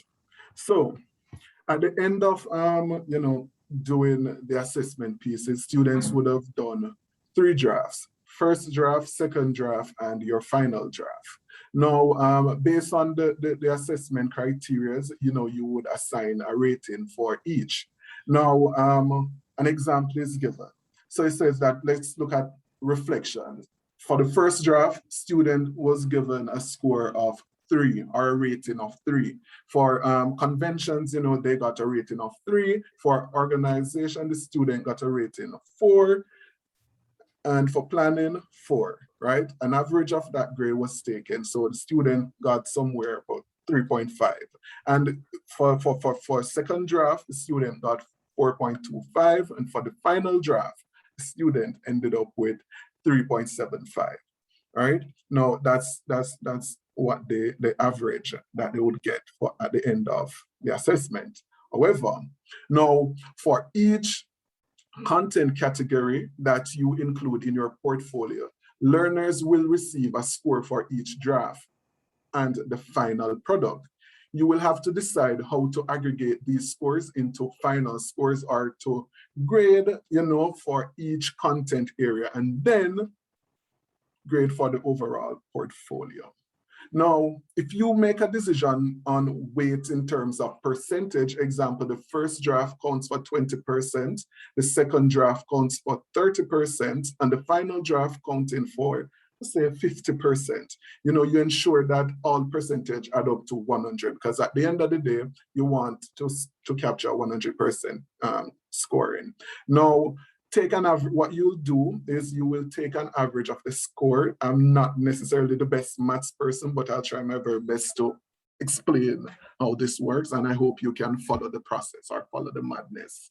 Right now, for the first draft, the average score that individual would have attained for the piece that they submitted, you would now times that by the weight, and you'll get a number, a figure, which is 0.7. For the second draft, same thing. And for the final draft, you would have the same sort of result. You do that. What you'll do at the end of this is you will add the products to get an overall score, right? For the essay, and you will ensure that that is reflected on the scoring chart. Now, you would follow this same procedure for each content area that you would have identified for the students. And if you have 5 content areas, then you will have 5 scores for the portfolio. Let's say these are the 5 content areas that you are assessing, like dialogue, criticism, bibliography, commentary, right? Now, you will basically try to find the aggregate of all of this, right? So what you do is, if you decide to weight each piece, you would basically take an average rating for the content area. Once you take that, you would work it out. So 3.2 times 0.9. The 0.9, how do you get the 0.9? The 0.9 is 90% of the weighting being from each piece, right? And not the overall weighting. So the overall weighting, you would give it a lower grade than the actual individual pieces. So for the individual pieces now, you would times that by the highest grade, and you get that. And then your final grade would give you an average of, let's say, 3.33. Now, at the end of this, you will apply this to some sort of grading scheme or some grading system, meaning, you have A being 90 to 100, 80 to 89 being a B, 70 to 79 being a C, 60 to 69 being a D, that sort of grading system. And then now, on that scale, you would work it out to get an average. So let's say if students fall within the 1 to 1.9 region, they would get an F, which is a failing grade. If the students get somewhere in between 2 to 2.5, that student would have gotten a D, which is 60 to 69. And it continues. If they get in the region of 4.4 to 4 to 5, that student would have gotten an A for the pieces that they have contributed in the portfolio overall. All right. Now, I know it's a little bit to digest, but you will get familiar with it as time goes by. Now, trying to bring this home for you guys. Now, determining the logistics, right? Now, when you are going to be assigning portfolios to students, you are going to ensure. Yes. Oh, my bad. All right. So you make a decision and you're going to be using portfolio as an assessment as an assessment method. You need to at least have some timelines. So your learners and their parents need to know exactly the dates when things are due.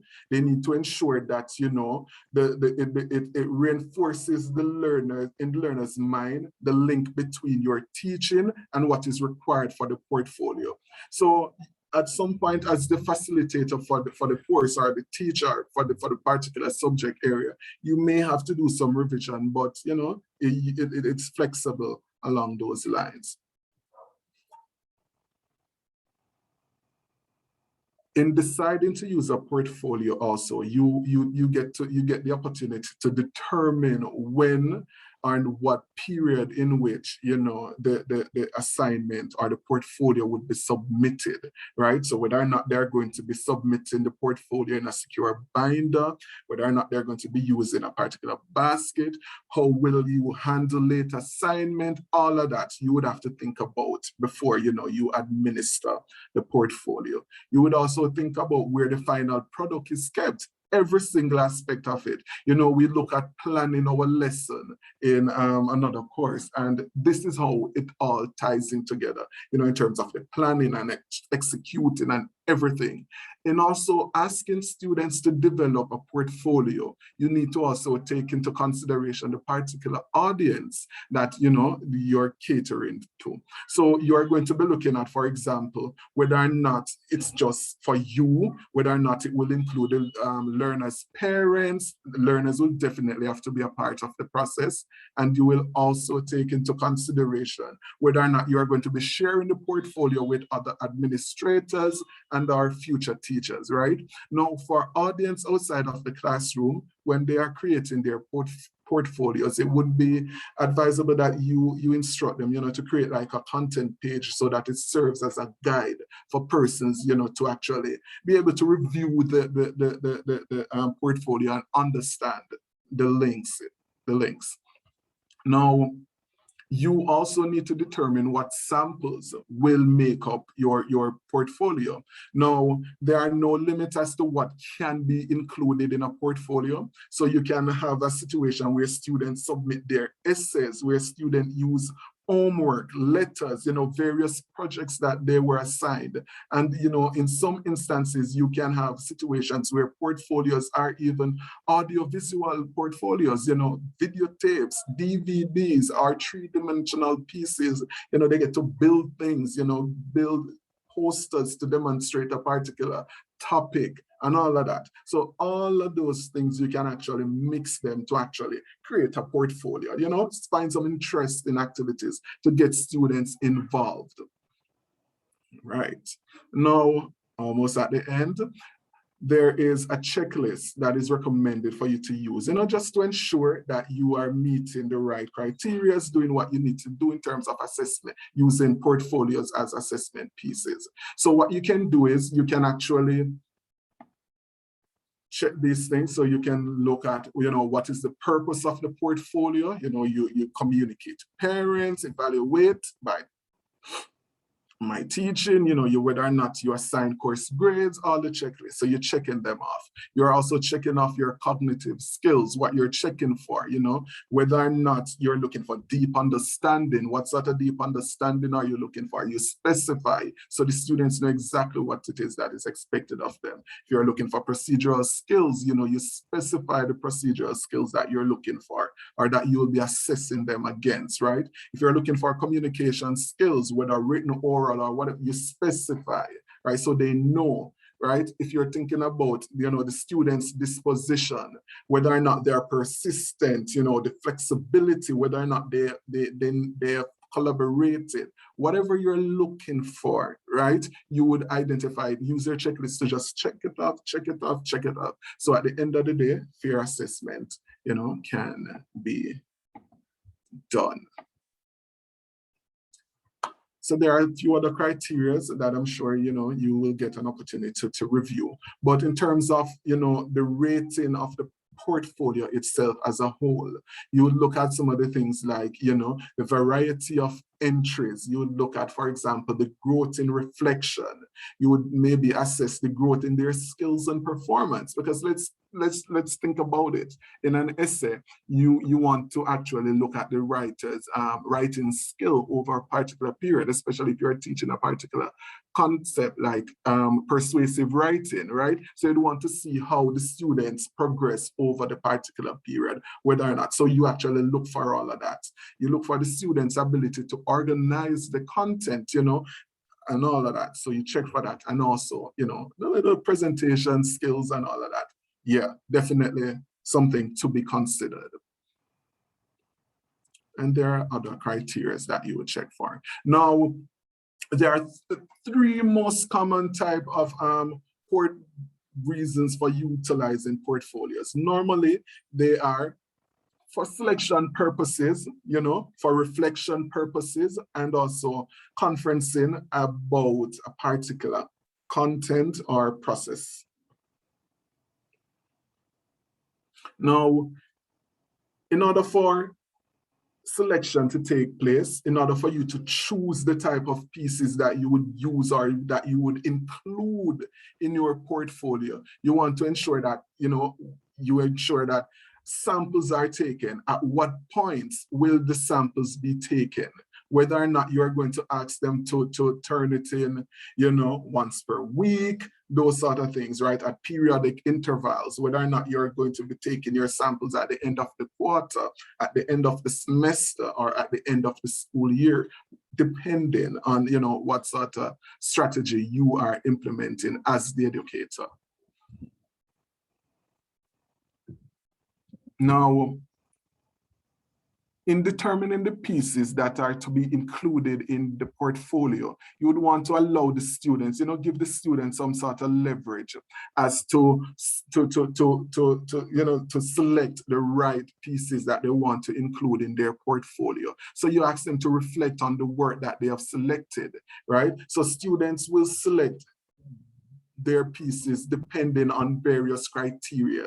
And there are a number of criteria that you use to choose which piece, you know, you want to include in your portfolio. You would also have the teacher to determine determine what is to be placed in it. You can have the teacher and student. You can also have peers and also by parents. So, what are the criteria that you would use to select? Based on best work, that's a criteria. So whether or not the students, you know, would have gotten A's, B's, whatever, their best work, that's what you would include. Or you can say that you're assessing the students based on, you know, evidence of growth over a period. So let's say, you know, you've given them the same essay to write and you've given them 3 attempts at each. So you include all 3, right? So first draft, second draft, final submission, right? So you have your samples. And also evidence of achievement. That's also an important criteria that is also used to determine what it is that is showcased in your portfolio.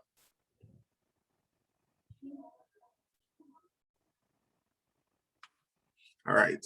Now, reflection is very important for portfolios, right? Now, in the reflection phase, students are typically asked to comment on why specific samples were selected, you know, to give a comment on what they liked about, you know, doing the piece, comment about whether or not, you know, they were able to identify specific processes and performances throughout, you know, whether or not they were able to identify their strengths and weaknesses. You know, you want them to be able to reflect on themselves and the teaching and learning process over the period.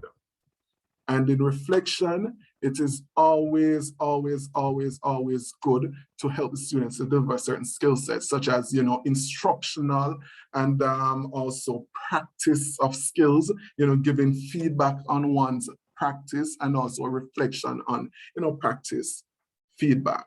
So, you know, if you give them a feedback based on the first draft, the students reflect on those feedbacks and actually take those constructive criticism and apply them and make the necessary adjustment in the second submission.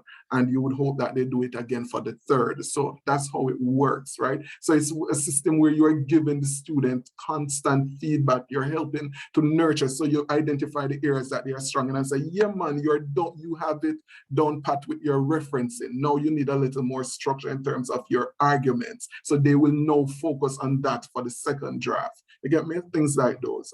And then, you know, at the end of the portfolio presentation now, you focus a little bit on conferencing, right? So basically who you share the portfolios with, whether or not it is just a teacher and student, whether or not, you know, you're sharing the portfolio with the teacher in a small group, or student to students. Now,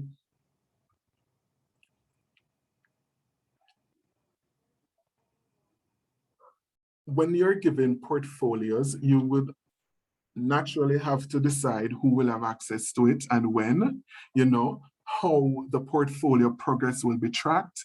You will definitely have to determine what the final product should look like, and also what if your student joined the class in the middle of the process. How are you going to deal with that, right? So those are some of the things that you would have to think about when doing your portfolio. Now, your portfolio, in wrapping now, your portfolio, you should ensure that, you know, there is some sort of validity to your portfolio. So it should have representativeness, there should be a rubric, and also relevance. Now, it's important, people, you know, if it is that you are testing the students at certain level, you need to ensure that the portfolio pieces or the requirements for the portfolio actually demonstrate the relevance, right, for the particular skill sets that you are testing. So let's say you are asking the students to basically analyze. You can't be asking students to create when you are asking, you know, for analysis, things like those. So you ensure that you structure it accordingly.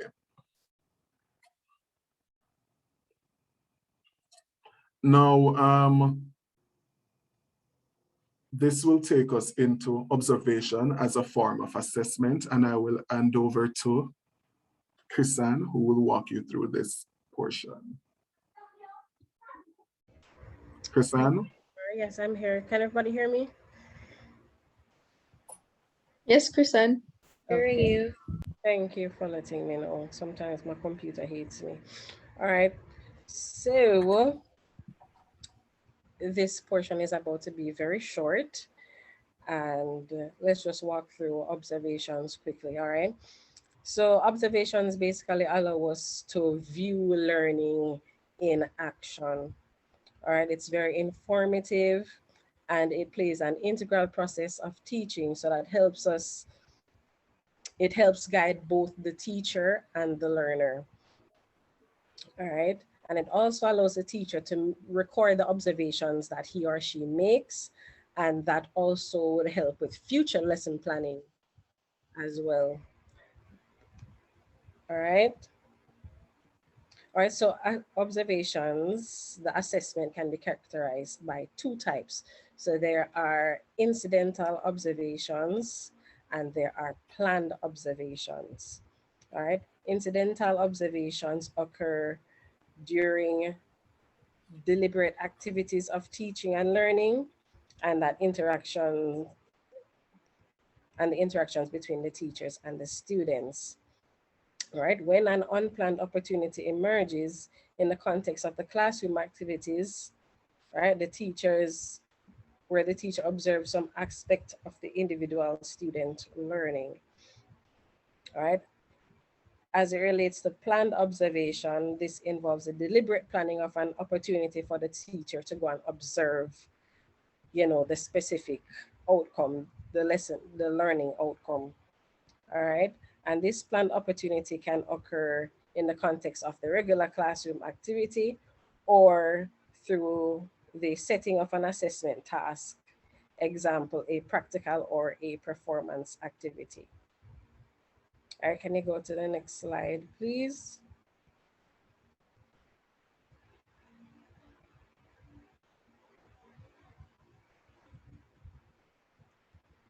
Thank you very much. So here are some basic steps on how to plan an observational assessment activity. All right. You plan who and what you're going to observe. All right. You plan to observe specific actions of the learner. All right. You use an observation sheet. So you don't just go and stand up at the students and they say, oh, they stand up and stare at them in some creepy way. You're obviously going to have something to write down and make note. And if there is something that is, what's that word? Something that is good that you're observing, you write that down. If you've observed something that is not very, it's not a good observation about the students, you also write that down. All right, and then you can make notes about how you're going to approach a student afterwards to see if you can make some sort of correction. All right, wait, let me never finish, sir. Can we go back real quick? All right, so that was the third point. So we're at the fourth point now. Observations are then recorded for day-to-day learning as opposed to bits and pieces of learning. All right, and the fifth and final point, observation should be about significant learning and should also provide the observer with an idea of what to do next, right? So that's where I mentioned the whole writing down what the student is doing, and if there needs to be some sort of correction, you would find out how you're going to approach a student that way. All right, you can move on. All right, so let's talk a bit about systematic observations. All right, these types of observations focus on changes in personality traits and attitudes. All right, and we generally make these observations in normal settings.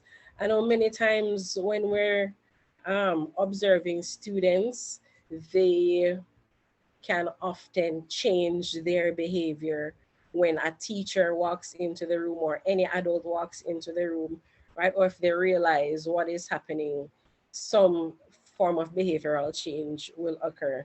So usually, when systematic observations are happening, it's suggested that you don't make it obvious that the students are being observed, right? So you can really see them in their true light, so to speak. All right, observations again must be organized, directed, and systematic to yield expendable information about informations and inappropriate generalizations. All right. For systematic observations, the observer is required to function in an objective and mechanical as an objective and a mechanical recording instrument. All right, so you are the recording instrument. Yes, thank you for that, Javon. It also assures authenticity. All right, the function of the observer is to provide the accurate record of the number of social contacts, suggestions, aggressive acts, and some other behavioral category.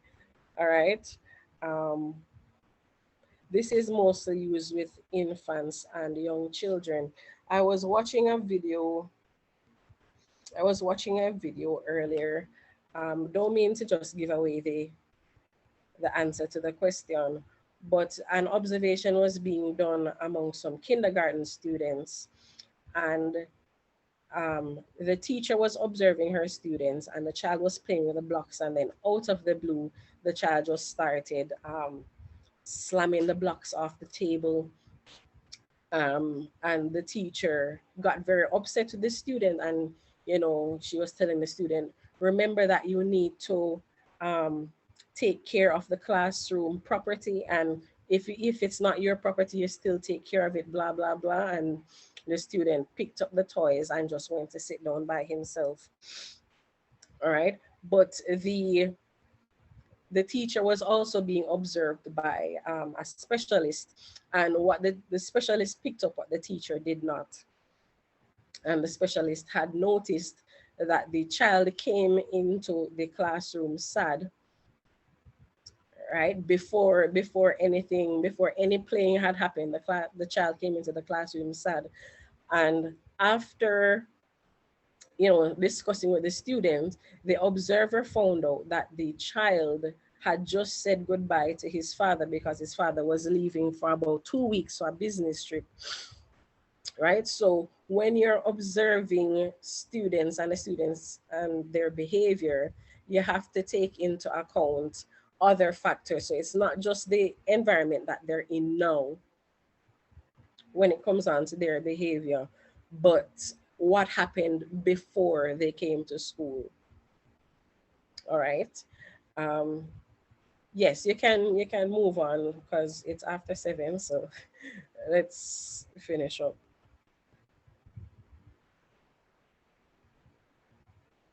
All right, and this is how we conduct a systematic observation. All right, why is it difficult to observe behavior? What exactly should we be observing? Right, what behavior represents a personality attribute? All right, for when and for how long should these observations be made? Right, how should observers be trained? And how should observations be organized? All right, so I just want to touch a bit on, before you move on, I just want to touch a bit on, can you go back, Ramar? The example of what behavior is a personality attribute. So remember, you have students that are more bold, and you have students that are quiet and reserved, but you also have bullies, right? So a student that is bullying, that should not be a personality attribute. That's an issue that you're observing right there. So, and it's very important for observers to know the difference between when a student has an issue versus, oh, sure, I just saw him stay. This is a loud student. This is an outgoing student. Or this is a troublemaking student, or a student that has difficulties at home, and this is an issue that needs to be corrected here and now. All right, you can move on. All right, so what should be observed? The research problem specifies what aspect of behavior should be observed, and the plan for observing follows the definition as the aspects of behavior that is relevant to the problem.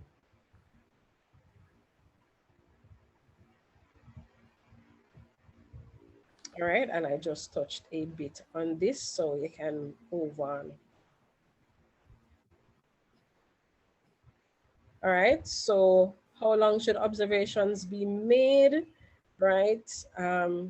Short periods on different days. Again, you don't want to be too obvious, but, and again, you also don't want to be too short either, because if you just go into a classroom for 5 or 10 minutes, there's no way that you can accurately make an observation and see what children are doing or what they have learned.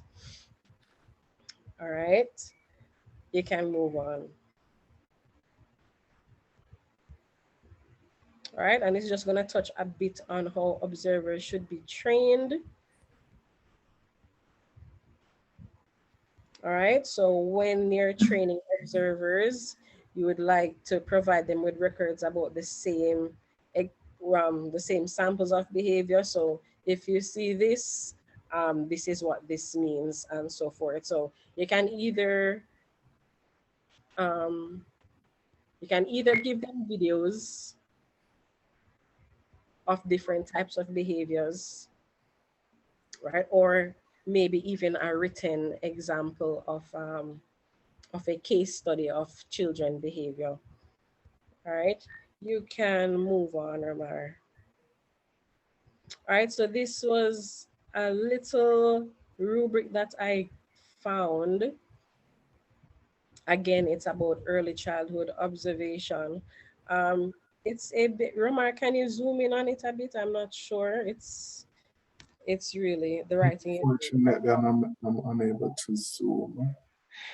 All right, and I don't think I can zoom either, so I All can. right, what I'll do, I'll just make an adjustment to it in the presentation when I'm sharing the slides. Okay, let me see if I can bring it up on my end.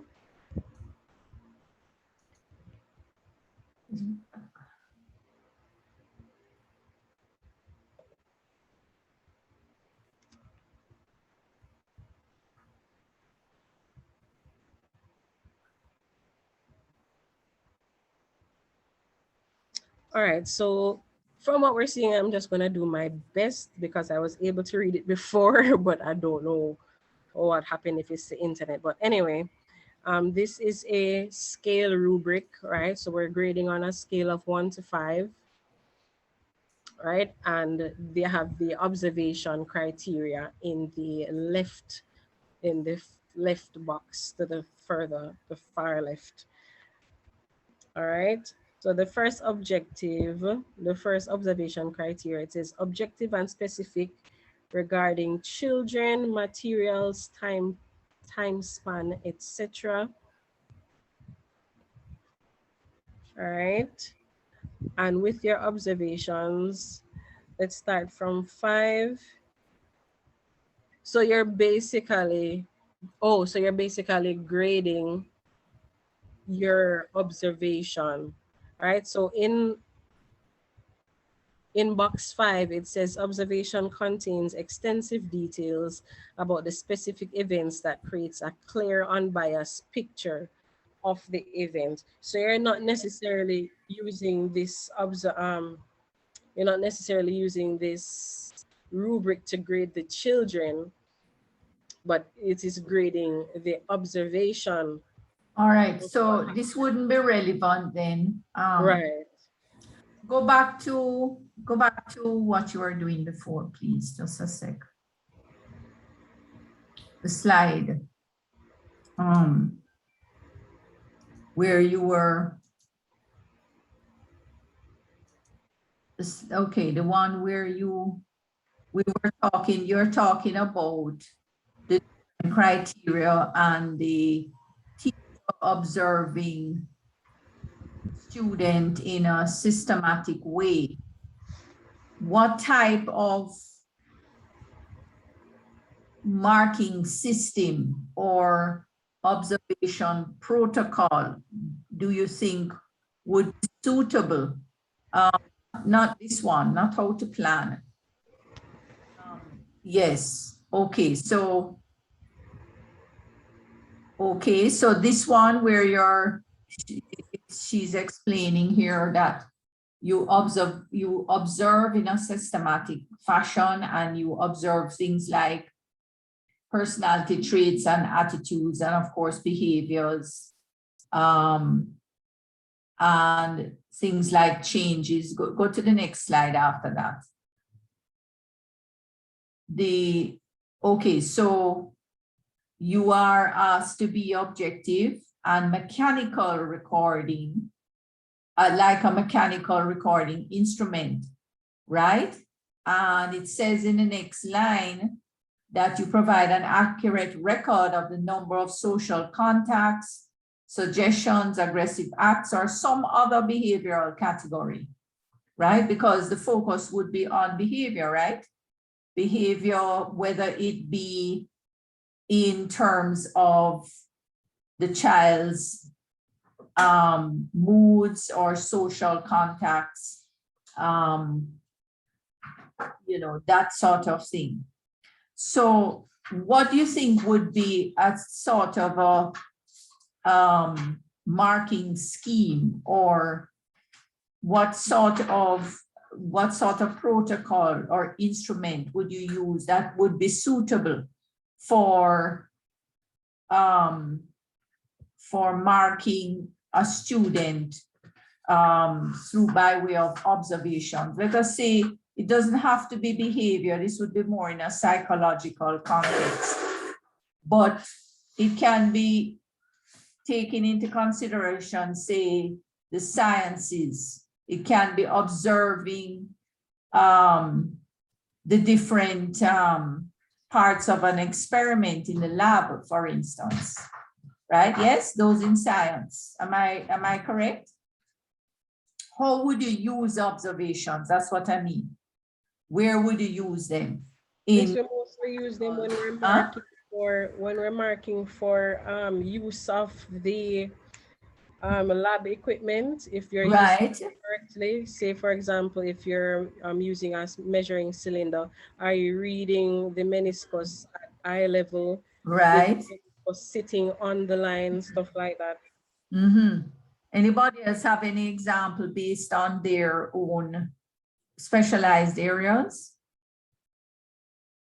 So you can be observing for things like personal, psychological behaviors, social contact and aggressive behavior and all of that. But you have other specializations that you're observing for different things, right? Like in science, where you might be observed with, say, lab conditions and how the student is using, say, the equipment and proceeding to do the experiment and so on. What if they're doing it correctly, handling all the different instruments the correct way. You could be using it in, say, what you call cooking and all of that type of thing, where Food and nutrition, like what we used to call that subject. FN, food and nutrition. So. Food and nutrition, you know, if they're going to use the kitchen to cook a meal, or they're learning to cook, and you want to observe if they're carrying out the procedures for a particular meal or the ingredients, if they're doing it correctly. But more than that, you might also be observing them for sanitary procedures, you know, that they're washing and cleaning things correctly. If you're in that line, then in social studies, you might be taking the student on a field trip, and you might be or geography, you might have given them an assignment where they have to observe certain things, right, in the environment. And you want to make note of whether or not they're following the assignment directives correctly, right? If they're observed, you know, looking at the particular soil, planting a tree properly, with the procedures in place. Just giving some things off the top of my head. So I'm saying to you, just off the top of your head, what sort of observation, protocol, instrument would probably be suitable? One instrument, type of instrument that would be suitable for systematic observation. That's what I'm asking. Dr. Criterion checklist would. Yes, a criterion checklist would be perfect. Thank you for that, Roma. A criterion checklist would be very perfect for that, right? Where you could just line off your different criteria that you're looking for, step by step, and you just check off yes or no, or to some extent, So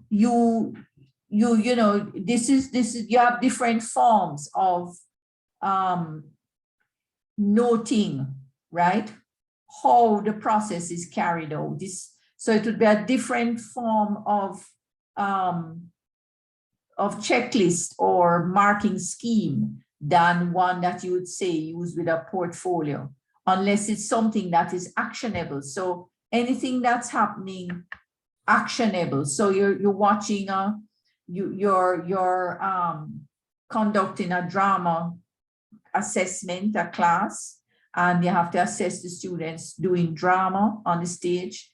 And so you might want to use an observation checklist to see if all the different things that they're supposed to be doing in their actions on that stage, in playing out the part, if they're doing it adequately. All right. or within the criterion that you expect. So a checklist might be suitable for something like that. That's all I want to point out. Okay. Continue.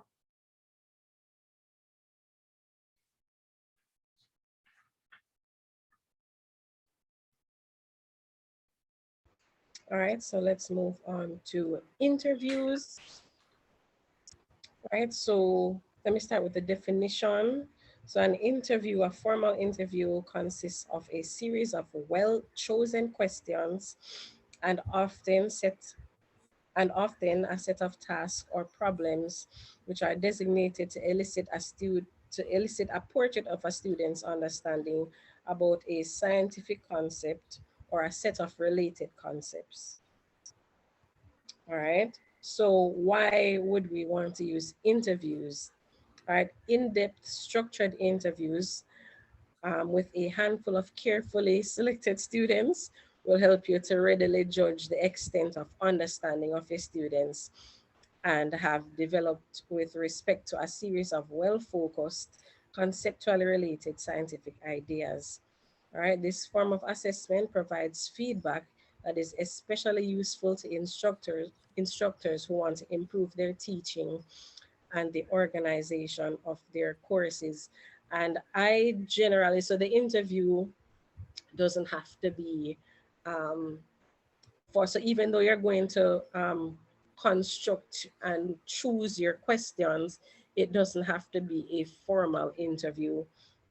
And I generally like to have interviews at the end of my classes. So I would ask them if there is anything in particular that stood out to them for the day, what it was, if there is anything that shocked them in today's class, was there anything that they didn't fully understand, stuff like that. So those are well-formed questions, right? But it doesn't have to be something that is very formal and scary for them. All right, you can move on. All right, so I just have this little table that shows us what an interview might entail. All right, so you want to be very well prepared if you're going to interview your students, as I said. So you can use hours to develop your questions, or if you're that good, you can use a few minutes. All right, develop your questions and your tasks. All right. And if you want to use, if you're one of those extra teachers, you can use props as well for your interview or if it's a face-to-face interview and you'd like to use recording instruments and so forth, you can do that as well. All right, it really depends on you. All right. Some interviews require you to prepare the students. Again, unlike my interview, which is more informal, I don't prep them before. But if the type of interview requires you to prep your students, then you would most likely have a more fruitful interview with a student that is well prepared to answer the questions that you would have for them. All right, so you can, as I said before, you can do it after the class, or if you'd like to do it during the class. All right, you can have it be one-on-one with the students, or you can have a group of students, or again, in my case, just have all the students there and you ask them the questions. All right, any discipline can use an interview. So that's your sciences, your arts, your businesses, right?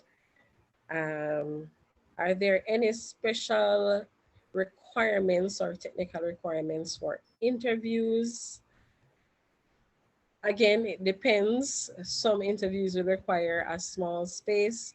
Other interviews would require the equipment that we mentioned before. So again, it really just depends. All right. And how useful your interview will be will also depend on how many students you have there. So Let me give you an example real quick.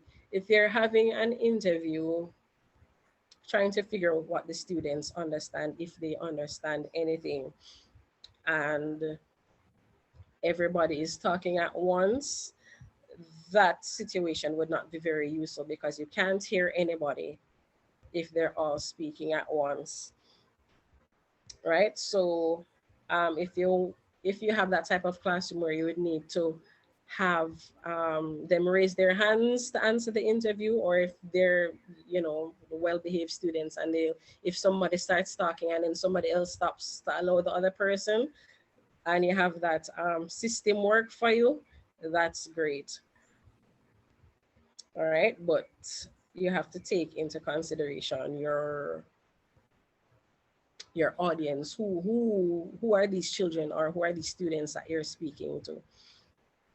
All right, and when you're analyzing the results from your interview, all right, for formative assessments, the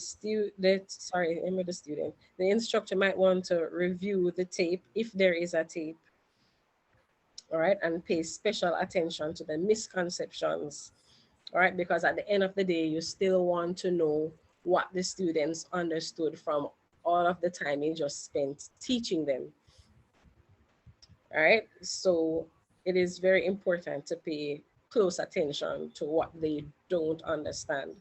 All right, so if you're asking a question and you realize that they're not answering, or if they do answer and the answer is incorrect, that is what you as the teacher should focus on. All right, you can move on, Omar, or is this it?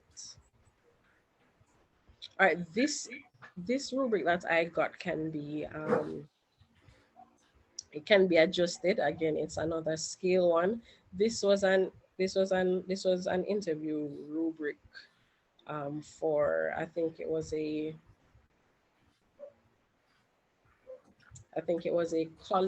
college interview, right? So they have like impressions, greetings, hello, good morning, whatever, and you know how well the student was prepared for the interview. So again, it can be adjusted.